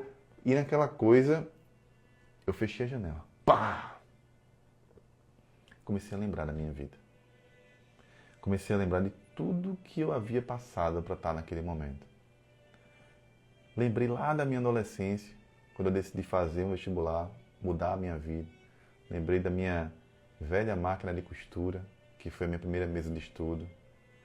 Lembrei do meu esforço dia e noite para passar no meu primeiro vestibular e conseguir a minha primeira conquista lá no subúrbio, de ser um dos primeiros lá da minha rua a passar numa universidade federal. Lembrava da minha infância e momentos bons que eu tive na minha infância, com meu pai, com a minha mãe. Lembrei do meu primeiro carro a controle remoto que eu ganhei do meu pai no Natal. Lembrei do meu primeiro concurso. Lembrei do primeiro carro que eu comprei, que foi um sonho para mim ter um carro. Eu sonhava em ter um carro. Comprei lá um Golzinho, na época 98, com ar-condicionado. Comecei a lembrar disso. Comecei a lembrar das pessoas maravilhosas que haviam passado pela minha vida. E aí eu fiz uma pergunta que mudou todo o jogo. A pergunta foi: em que momento eu me perdi? Eu estou perdido dentro de mim mesmo agora. Eu estou perdido dentro da mente da ansiedade. Eu estou perdido dentro da minha mente. Mas a pergunta era: em que momento eu me perdi? Porque eu não era esse cara. Eu não nasci assim. Eu não via o mundo assim. Se eu não via o mundo assim, deve existir uma causa para isso. Não pode existir algo sem causa. Deve existir uma causa. Eu liguei para minha namorada e disse assim, ó: a maior decisão da minha vida começou a ler. A decisão que muitas pessoas que sofrem de ansiedade ou pânico, depressão que seja, mas eu estou falando especificamente do síndrome do pânico aqui, demoram a tomar. Eu liguei para minha namorada e disse assim: vem dormir aqui comigo, porque essa noite eu não estou legal. Não é legal dormir só hoje. Me ajuda. Eu preciso de ajuda. Realmente, eu estou com síndrome do pânico. Naquele dia, foi a minha derrota, pessoal. Porque eu fiquei triste em reconhecer que eu passava por aquilo ali. Eu me vi fraco, me vi doente, me vi sem esperança. E naquele momento era como se aquele cara sonhador, eu sempre fui um cara muito sonhador, eu adorava desafios e adoro até hoje. É como se aquele cara morresse dentro de mim. É como se a vida tivesse parado de sorrir quando eu reconheci que realmente eu tenho isso. Isso. E minha namorada foi pra lá, pegou um táxi e tal, bateu lá em casa, quase 11 e tanta da noite. Eu nem lembro se ela foi ou se eu fui buscar ela. E aí, eu comecei a minha jornada de buscar ajuda. E a primeira ajuda que eu fui foi os caminhos que todo mundo dizia que eu tinha que pegar como único caminho. As terapias convencionais. Fazer terapia convencional. Fui para uma psicóloga recomendada por uma amiga da minha esposa, que era minha namorada na época. Fui para o melhor psiquiatra que existia lá na minha cidade, aqui na minha cidade, recomendado por uma médica que me conhecia desde os 11 anos de idade. Ela disse: Cleiton, que você tem ansiedade, eu vou recomendar um cara que é um dos melhores psiquiatras que eu conheço. E fui para os dois. Quando eu cheguei no psiquiatra, eu lembro que ele sentou e começou a me ouvir. Por 30 minutos ele me ouviu, ele só escrevia.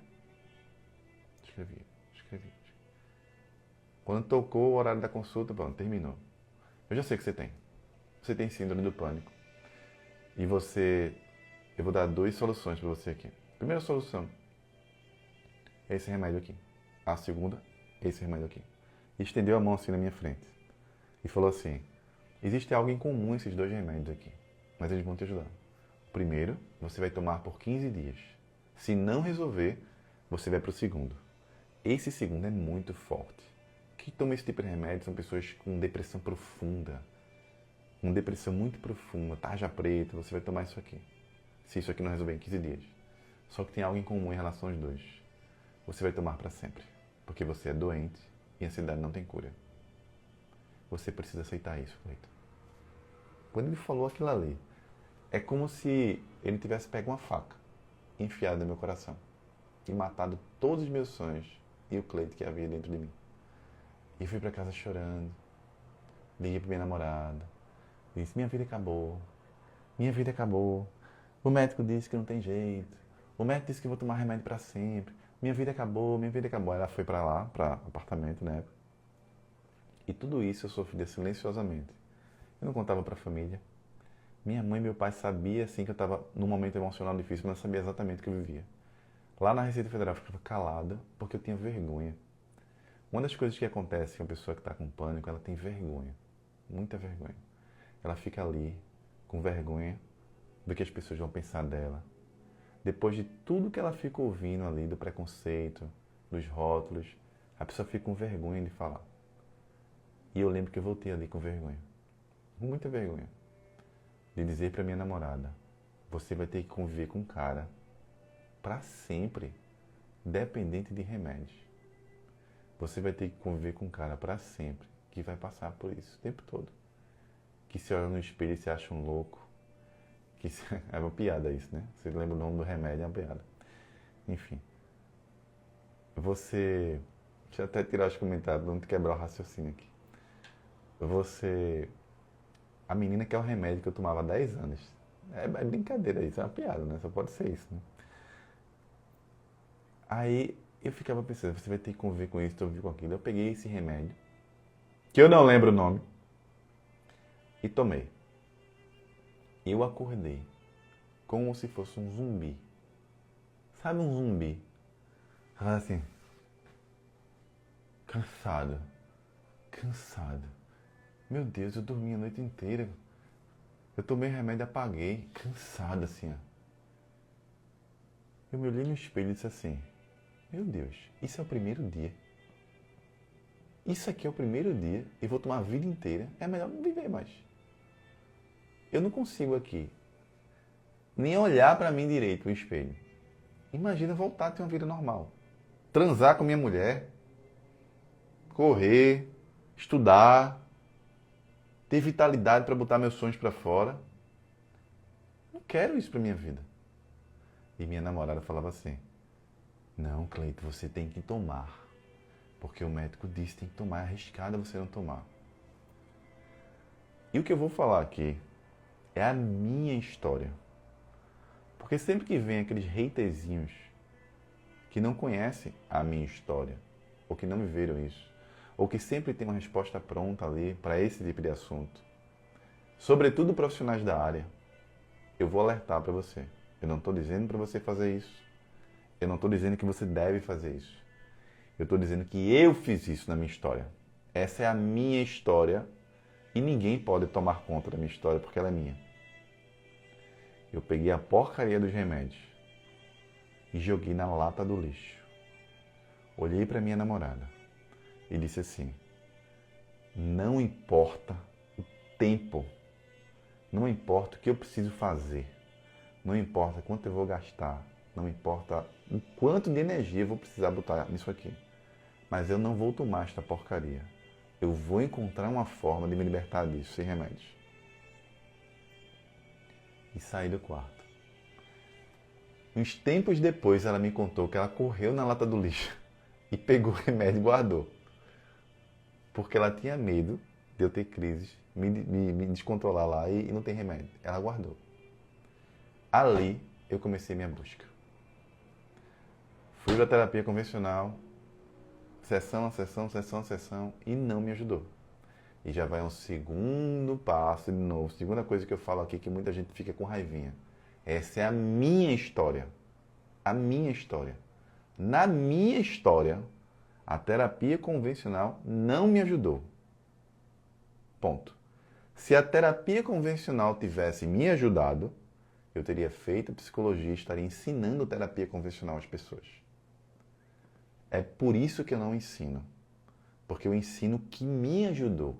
Esse é o meu acordo com Deus. E por que eu falo isso?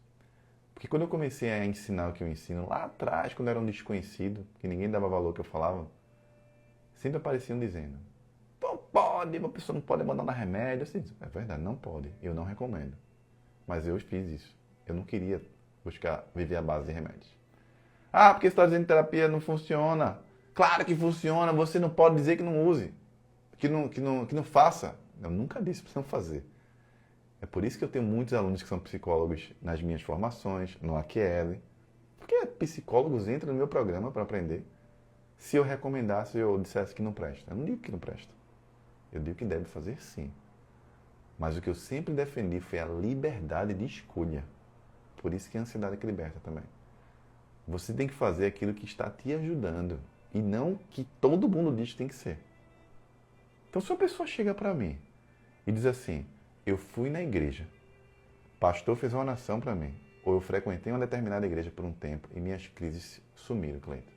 Eu acredito. Eu acredito que sou eu para dizer que não. Claro, acredito. Sumiu. Você está vivendo bem hoje? Estou, Cleiton. A vida te colocou sob pressão de novo? Colocou, Cleiton. E como foi? Eu me saí muito bem.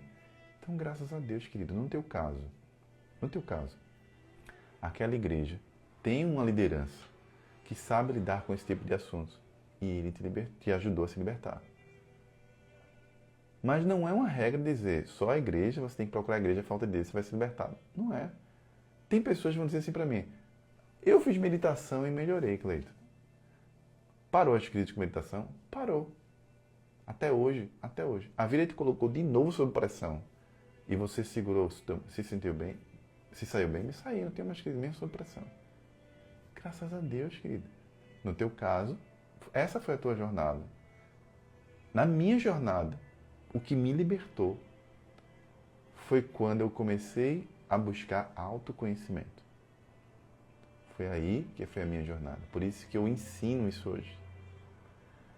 Então, quando eu decidi que não era aquilo que o psiquiatra falou para mim que ia definir o meu destino, em algum momento eu disse assim: peraí, esse cara não me conhece. Esse cara não sabe de onde eu vim. Não conhece minha infância, não conhece minha história.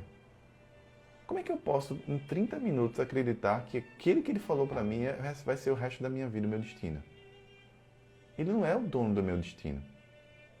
Eu sou o dono do meu destino. E eu só posso mudar o meu destino se eu mudar as minhas decisões daqui para frente. E aí, eu cheguei para minha psicóloga depois de várias sessões e disse para ela assim: ó, não está me ajudando isso. A gente está há meses aqui, eu não me sinto aprendendo nada sobre mim. A única coisa que você fala é que eu tenho que conviver com isso, que é assim mesmo, que não tem cura, que isso, aquilo, outro. Não é esse o caminho que eu quero. Eu vou encerrar. Eu vou buscar outra coisa. Eu lembro que ela falou assim: Cleiton, é muito perigoso você ir sozinho. Aí eu lembro que eu pensei e falei assim: se eu nunca for me separar dela, se eu for passar a vida inteira com a psicóloga como uma muleta, ela virou minha mãe ou minha esposa. E hoje eu entendo que quando a pessoa carrega as raízes da carência emocional, que fica ali o resto da vida com um terapeuta, é uma forma de casar ou virar filho do terapeuta ou da terapeuta. Ah, estou há 20 anos com a mesma pessoa, mas você tem resultado? Você recuperou sua vida por completo? Não. Mas eu não consigo deixar essa pessoa. Então você casou com ela. Ou você se tornou filho dela. Se isso acontece, a dependência da pessoa para sempre, você mudou de posição, saiu de paciente para filho. E eu tomei essa decisão. E comecei a ler livros de autoconhecimento. Comecei a ler sobre terapias integrativas, holísticas. Comecei a estudar espiritualidade. Comecei a me submeter a alguns processos. E fui entendendo, estudando sobre minha mente, estudando sobre os efeitos das emoções do corpo. E comecei uma jornada.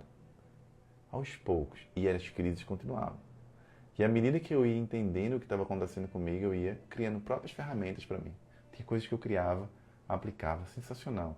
Aprendi uma coisa com uma pessoa, com um livro, ia aplicando, ia mudando a minha vida, e esses comportamentos têm que ser mudados. Comecei a mudar esses comportamentos, comecei a fazer várias mudanças nas 7 áreas da minha vida. A forma como me relacionava com Deus mudou. Eu saí da doutrinação cega e fui para a espiritualidade. Comecei a trabalhar a minha família de origem, todas aquelas questões que meu pai com a minha mãe, que eu vinha aprendendo, que eram correntes emocionais que eu ensinei semana passada, eu fui desfazendo. O meu relacionamento com minha namorada, eu vi que estava errado, fui reposicionando. A forma como eu olhava, por exemplo, a minha carreira, o meu futuro, a minha relação com o dinheiro, os meus traumas de infância, fui descobrindo. Depois eu descobri que a ansiedade tinha causas emocionais. Fui trabalhando essas causas e foi uma jornada. Só que a grande mudança de chave, na verdade, desse processo, foi entrar sem data para sair. Por quê? Porque eu não estava mais buscando a libertação. Eu estava buscando a transformação. Foi quando eu entendi que existia uma pessoa que precisava ir embora mesmo, para que outra nascesse. Para que outra nascesse. E para essa outra pessoa nascer dentro do medo, eu precisava trabalhar os meus medos. Foi aí que um novo cliente começou a surgir. 11 meses depois, todo aquele processo, quando uma crise vinha, ao invés de eu rejeitar, eu aceitava. Porque a crise era um processo emocional. A emoção não mata ninguém. Medo não mata, querida. A emoção não mata ninguém. Quando eu entendi isso, eu comecei a... Peraí, eu não sou meus pensamentos. Então, vou começar o processo para dominar os meus pensamentos. Existem técnicas para isso. Comecei a juntar. Isso aqui funciona para ansiedade, mas isso aqui não funciona, descartável. Isso aqui funciona, mas não funciona. Isso aqui não funciona. Eu fui juntando elementos de tudo aquilo que funcionava para mim. Para mim. Estava pensando em mim, né? E quando eu parei de ter crises, 11 meses depois, eu fiz um teste. E ali foi que eu tive a certeza que eu tinha recuperado minha vida. E o meu teste foi, eu vou voltar para a academia. E eu fui lá, amarrei meu tênis, e o corpo começa a dar sinais de tremedeira. Só que agora eu era o príncipe e não mais o escravo. Agora eu sabia de tudo o que estava acontecendo internamente, porque eu tinha mergulhado dentro de mim, trabalhado muitas causas que geravam aqueles sintomas. E eu entrando na rua da academia, andando, e a mente falava várias coisas, o corpo reagia, só que eu estava no domínio da situação. Voltei para a mesma máquina, exatamente a mesma máquina, na mesma academia, no mesmo horário, que foi pela manhã, para fazer o mesmo exercício, para eu provar para mim que eu tinha vencido a mente da ansiedade. E foi uma batalha brutal naquele dia. A mente falava uma coisa, o coração acelerava, o corpo reagia, e eu estava vivenciando toda aquela expressão, aquele momento, numa presença quase que absoluta. Fui na máquina, o coração foi lá, e não sei o que, a mente falou, e eu estava ali, ó, vivenciando um outro plano. Num plano de autoconsciência. E simplesmente, de repente, a mente fez assim, ó, silenciou. De repente o coração voltou ao normal. De repente o corpo relaxou. Aí eu disse, que incrível, deu certo. E aí eu saio e volto para casa. E quando eu volto, eu sinto o sol batendo nas minhas costas, num estado de presença gigantesco. E quando eu sinto o sol batendo nas minhas costas naquele momento, eu senti o que eu estava há muito tempo buscando de volta. Eu senti a vida de volta na minha vida. Eu senti a sensação de estar de volta ao jogo da vida. Eu só chorava assim, ó, andando no meio da rua e chorando. Chorando. Chorando. Só porque voltei para a academia. Só porque voltei para a academia. Eu chorava e peguei o telefone. Liguei para minha namorada na entrada da rua que eu morava. Liguei para ela e só falei uma frase. Ângela, eu estou livre. Eu estou livre. A estrada que eu peguei deu certo. E eu me apaixonei tanto. Mas me apaixonei tanto por aquele conhecimento. Que ao invés de dizer aqui, tô livre, agora eu volto para ser aquela merda de antes. Que é o que a maioria dos ansiosos falam para mim. Eu quero voltar logo para minha vida de antes. Aí se lasca de novo. Porque você não tem que voltar para quem você era antes.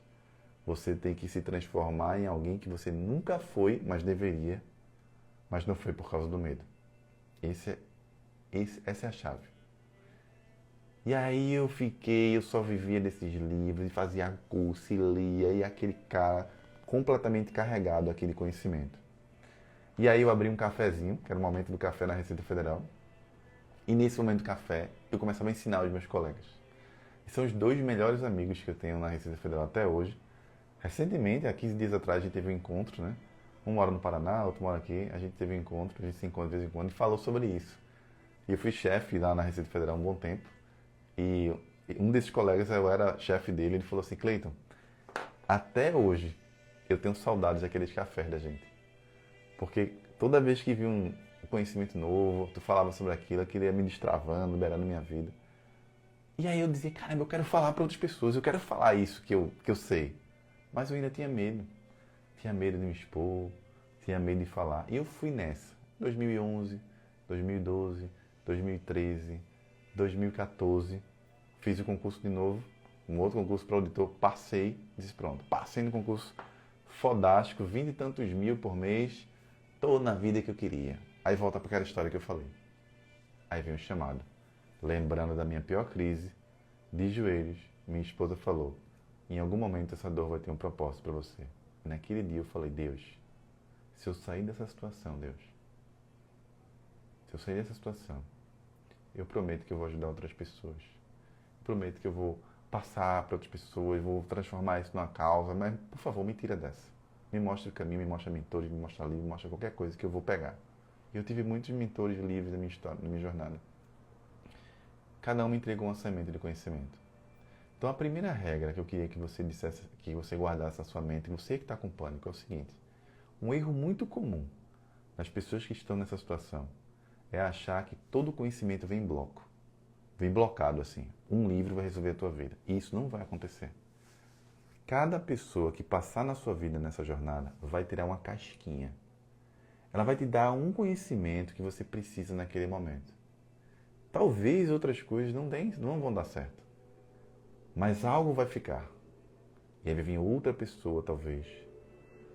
Ou outro conhecimento, outro livro, outro curso. E vai tirar outra casquinha. Mas não vai ficar 100% talvez que você quer. E vai vir outra pessoa e vai tirar outra casquinha. E a construção de casquinha em casquinha é o teu prédio. O grande erro de pessoas que sofrem de ansiedade, por incrível que pareça, é a ansiedade. É dizer assim, eu quero muito sair disso rápido. Rápido, quero sair essa semana ainda. Aí vai para essas promessas de internet, de pessoas que prometem, essa semana, em 30 dias, vou libertar você do pânico para sempre. Aí se lasca. Aí quem paga a conta são as pessoas que trabalham honestamente e com integridade, como eu, por exemplo. Aí a pessoa chega para mim e me escreve, Cleiton, eu queria muito entrar no AQL, como uma pessoa que me escreveu agora há pouco. Eu já fiz um curso com um coach de autoconhecimento, o coach mais famoso, um cara muito famoso no Brasil. Eu fiz um curso de autoconhecimento, foi uma bosta. Depois eu fui fisioterapia com um cara individual, e o cara era fodástico, super conhecido, e foi uma bosta.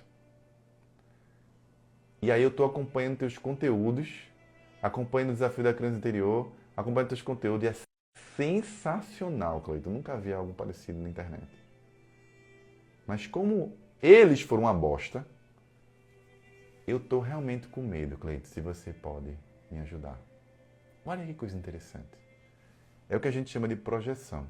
É aquela mulher que viu a mãe apanhar do marido, no caso do pai dela, e ela olha para o marido e vê o pai na frente. E passa a ter ódio do marido como se fosse o pai, porque está projetando no marido a figura do pai. Tem pessoas que projetam em mim a figura da frustração de outras pessoas. Tem pessoas que pagaram aqui por cursos baratos, pensando no preço e não na entrega, e não no resultado. Se frustraram e agora me encontraram. E quando me encontram, fico me enxergando como essas pessoas. Porque eu fiz com fulano foi uma merda. Fiz terapia há 5 anos e não deu certo. Porque fiz com Beltrano. Queridos, eu não sou ninguém que veio antes de você. Eu sou Cleiton Costa, eu sou eu mesmo. Eu não sou ninguém que veio antes de você.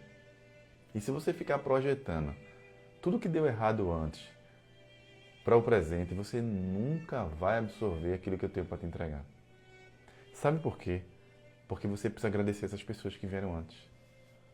Todas as pessoas contribuíram para o seu crescimento, inclusive aquelas que você acha que não deu certo.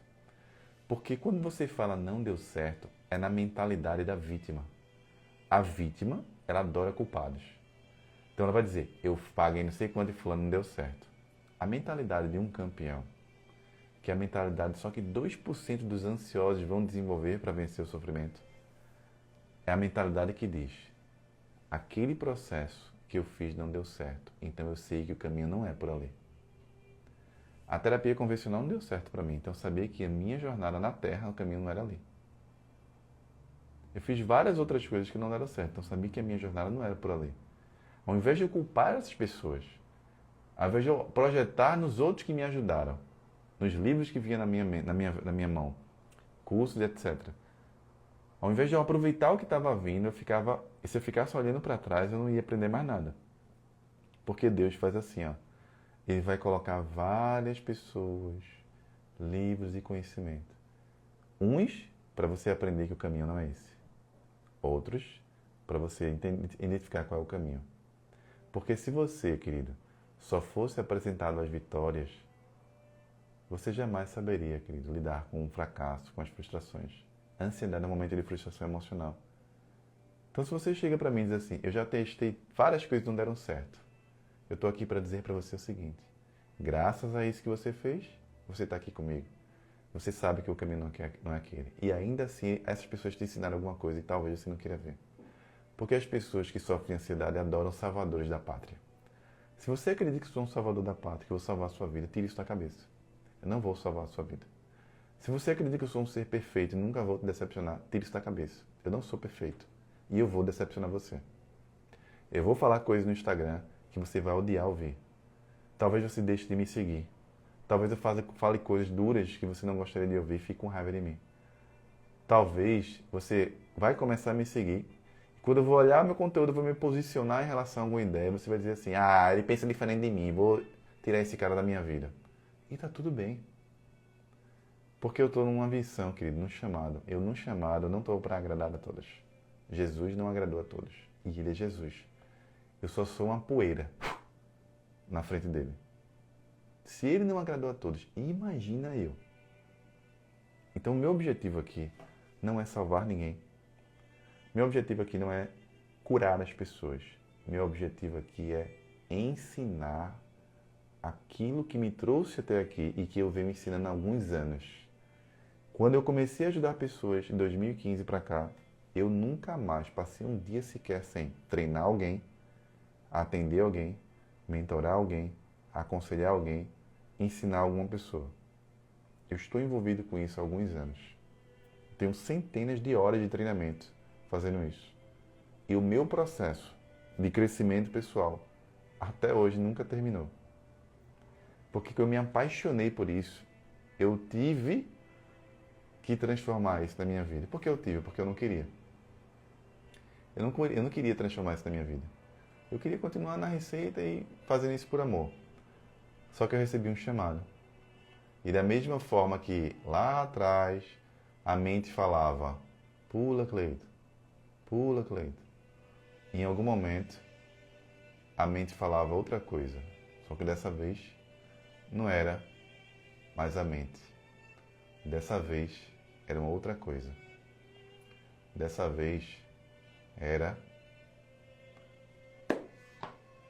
a voz de Deus, que dizia assim, filho, eu tenho um recado para você.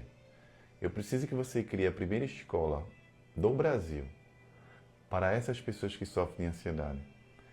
Eu preciso que você saia da Receita Federal e se dedique integralmente a essa escola.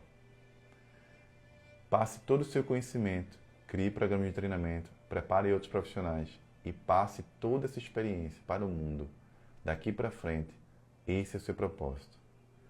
Eu ouvi essa voz por muitos anos, 5 anos ouvindo essa voz. E eu dizia, eu não vou deixar a Receita Federal, eu não vou deixar. Mas chega um momento que eu olhava para trás e dizia assim, caramba, não faz sentido mais estar aqui na Receita. O meu ciclo aqui fechou. Eu começava a ficar incomodado. Eu começava a pensar nas pessoas que eu não conseguia atender, nas lives que eu não conseguia fazer, nas pessoas que eu não conseguia alcançar. E foi aí que eu cheguei para minha esposa, depois já era esposa, e disse assim, eu vou sair da Receita Federal, vou preparar uma ponte de carreira. E ela falou assim, Cleito, o seu salário é muito alto. Muitas pessoas queriam estar no seu lugar, Cleiton. Muitas pessoas queriam passar num concurso como esse. Eu conheço amigos que estudam há mais de 10 anos, desistiram e não passaram. Como é que você vai deixar um cargo como esse? Tu entrou numa época em que tem vários privilégios que hoje as pessoas não têm no serviço público. Aposentadoria integral e outros benefícios. Você é louco. Eu disse assim, ó, mas é a minha vida isso. Eu adoro fazer o que eu faço. Eu adoro esse conhecimento e esse conhecimento me libertou. E ela disse assim, ó, se você quiser fazer, faça. Mas você vai ter que aguentar as consequências. E eu achei que ia ser um mar de rosas. Mas não foi. Foram 5 anos duríssimos, trabalhando de domingo a domingo para construir a escola da ansiedade. Peguei todas as economias que eu tinha e investi para que a empresa sobrevivesse. Deixei de viajar com minha família, com minha esposa. Deixei de comprar coisas materiais para mim. Paguei funcionário do meu bolso, enquanto a gente não tinha aluno suficiente para bancar, por exemplo, as pessoas que me ajudavam. Trabalhava domingo a domingo, saía da Receita Federal com a agenda lotada, as pessoas me demandando, atendia até 10, 10 e meia da noite. Pegava toda a grana e investia na escola da ansiedade. Investia na escola da ansiedade. Investia na escola da ansiedade. Foram 4 anos. 4 anos. Até a escola da ansiedade dizer assim, pronto, agora a gente consegue pagar os funcionários que trabalham com a gente, bancar o projeto sozinho, você agora pode sair, para que a sua família não pereça. Todo obreiro precisa receber por suas obras. E nesse processo eu dizia para Deus assim, mas Deus, por que eu tenho que ser eu? Por que tem que ser eu? Deixar a Receita, ter que bancar esse projeto por tantos anos. Porque foi você, querido, que eu chamei. Então, às vezes, a gente recebe um chamado, mas eu sei que muita gente passou pelo pânico, mas poucas passaram pelo processo de construir esse projeto. Porque passar por um sofrimento e se libertar é até fácil. Não é fácil, mas é até fácil. Difícil é o que vem depois, é cumprir o seu propósito. Então, para mim, sendo bem sincero com vocês, eu tenho 3 grandes momentos na minha vida. O primeiro grande momento foi o pânico. Foi bem difícil esse processo. O segundo foi escutar o chamado e construir a escola da ansiedade. Foi muito difícil. Várias vezes eu pensei em desistir. Pessoas da minha equipe aqui sabem o quanto é difícil aqui. Peguei tudo que eu tinha, financeiramente falando, e coloquei no projeto para que eu pudesse ter pessoas que me ajudassem e fizessem o negócio construir, crescer. Dediquei muito tempo para chegar até aqui. E escutei muitas coisas. Cada um na internet, as pessoas têm uma coisa na internet que é assim, ó. Porque você está na internet, acha que você é empregada da pessoa.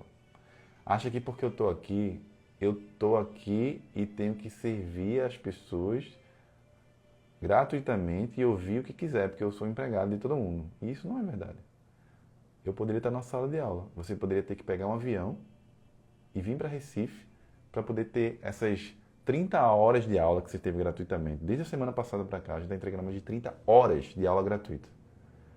Você poderia ter que fazer isso, mas graças à tecnologia você não precisa. Por exemplo. E eu já escutei muita coisa, de todos os tipos.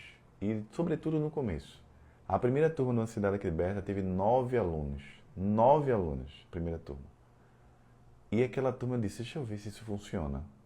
E aí eu tive alunos que sofriam de fibromialgia e se libertaram dos remédios. Sofriam de crise de pânico e voltaram à sua vida normal. Tem pessoas que tinham um nível de ansiedade elevada e pelo menos passaram a ter uma qualidade de vida que não tinham antes. Superaram o medo e voltavam a dirigir. E o resultado começava a vir. Eu disse, caramba, deu certo. Eu consigo passar aquilo que eu venho fazendo no individual, no atendimento individual. Foi quando começou o processo de crescimento. Turma 2, turma 3, turma 4, e a gente vai para a 23ª turma. A Escola da Ansiedade tem mais de 4.000 alunos hoje, em todos os programas.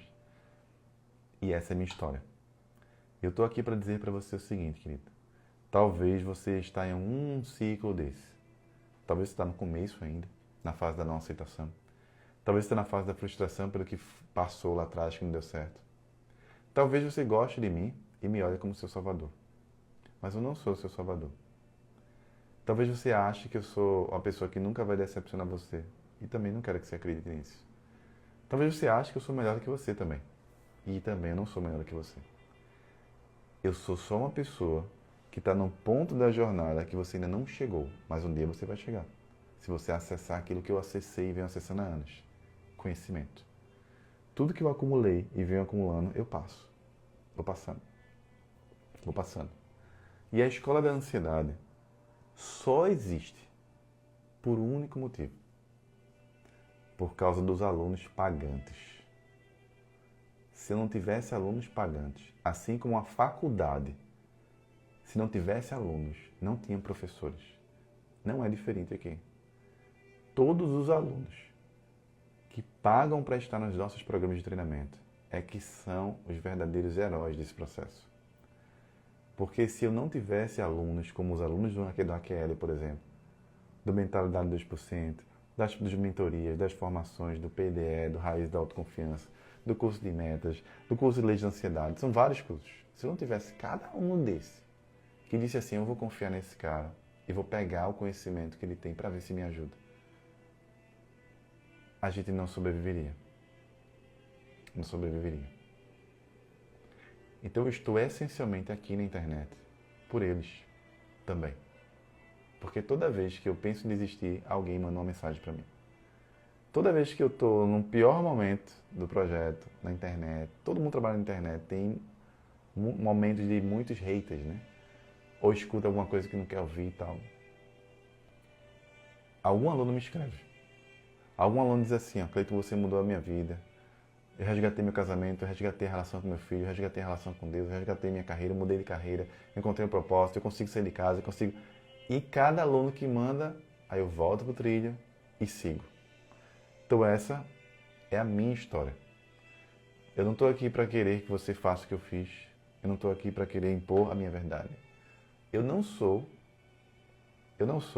o cara que tem a verdade absoluta. Eu não sou o cara que tem a única verdade.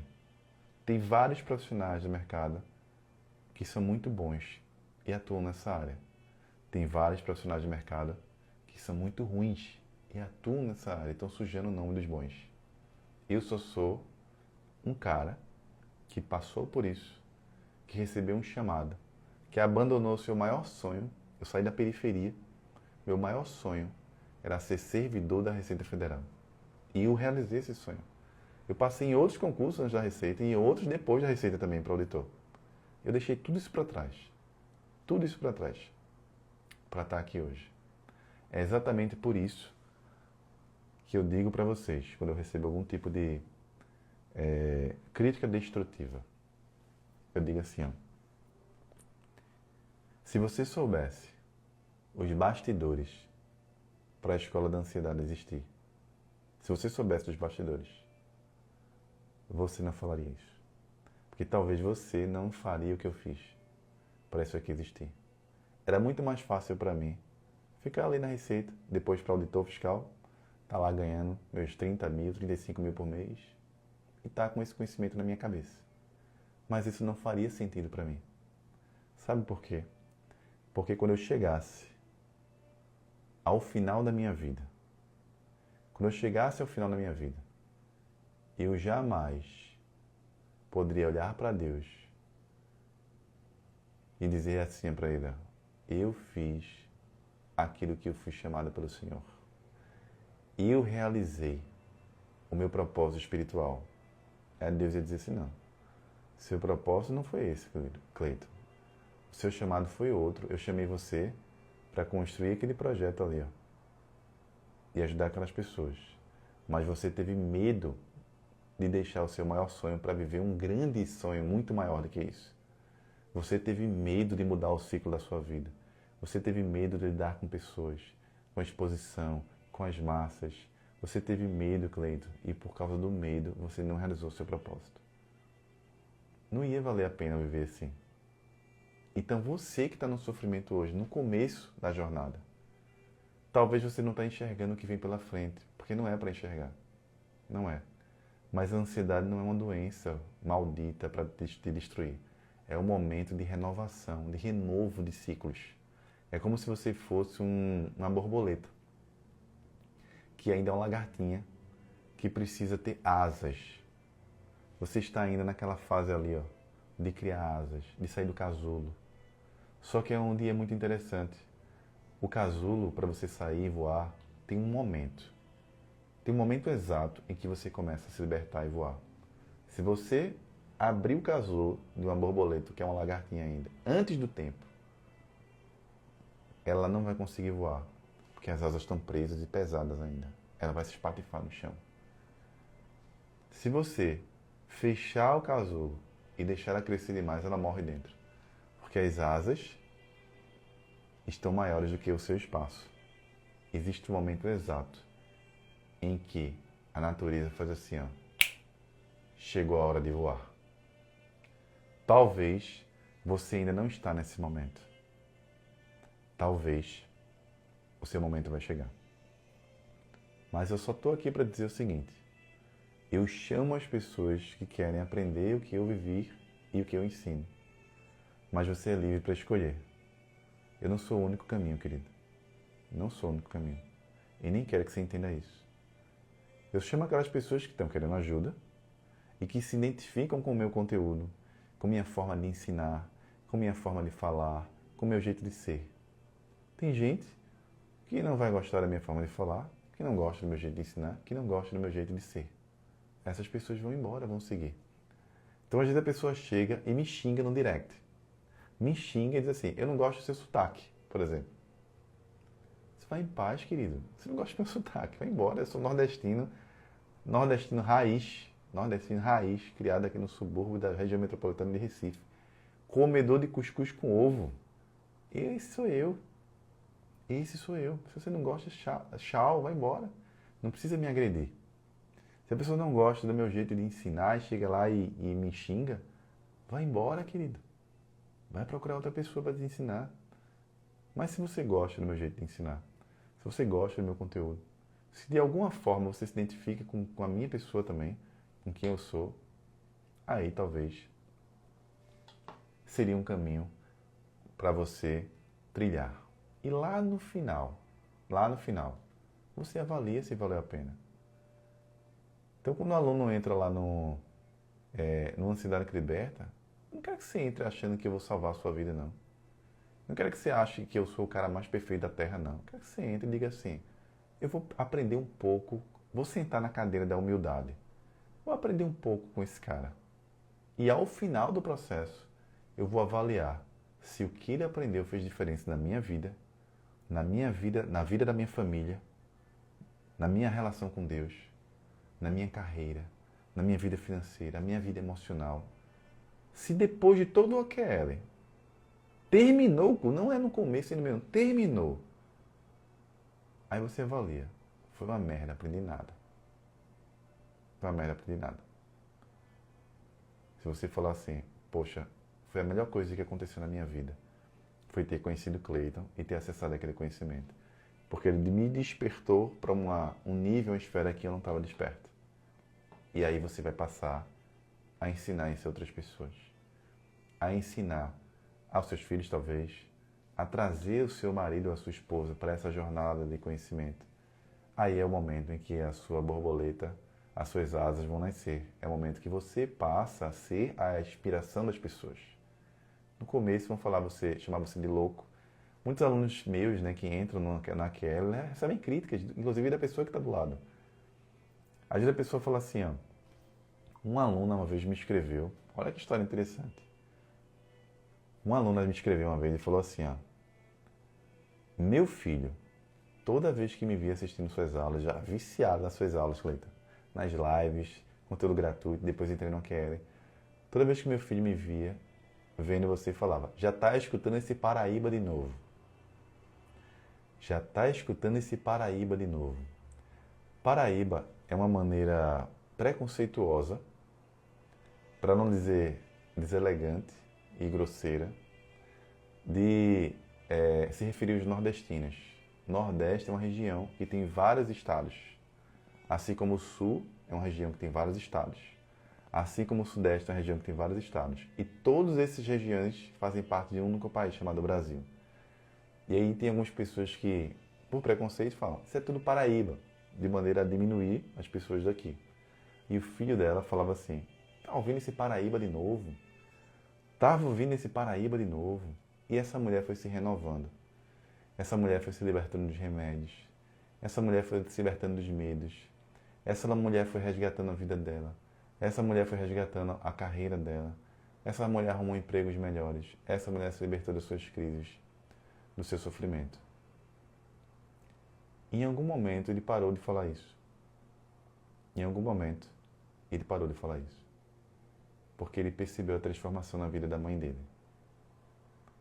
E aí aconteceu algo na vida dele e ele começou a entrar num estado de ansiedade brutal.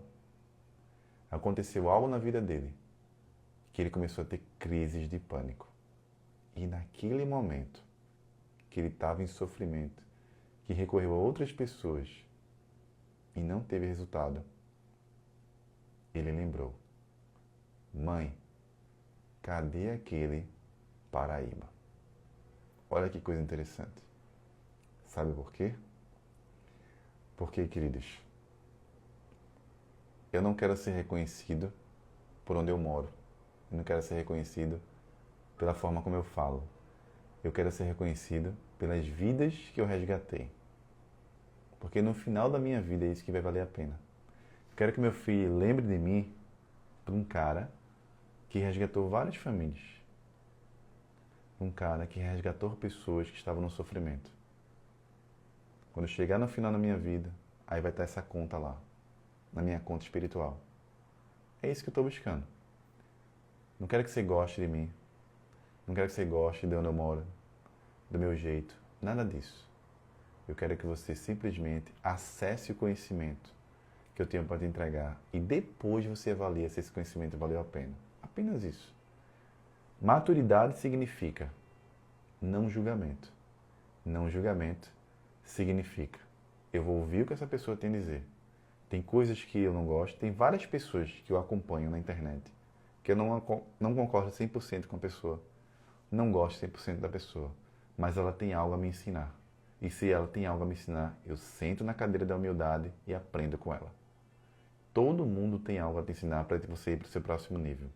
A grande questão é, você quer ir para o seu próximo nível? A grande questão é, você está pronto para ir para o seu próximo nível? A grande questão é, você quer ir para o seu próximo nível? Você quer sentar na cadeira da humildade e aprender com outras pessoas que estão na frente? Essa pergunta é para você, não é para mim. Só você pode trilhar esse caminho. Eu não posso te puxar e te obrigar a isso. Eu chamo. E da mesma forma que existe aquela passagem que diz: muitos serão chamados, poucos os escolhidos.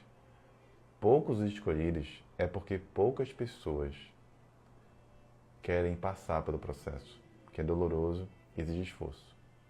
Se você for uma delas, o Ansiedade que Liberta, a turma 23 é para você. Se não for, não é. E tá tudo bem, querido. Tá tudo bem. Jamais desista de você. Jamais.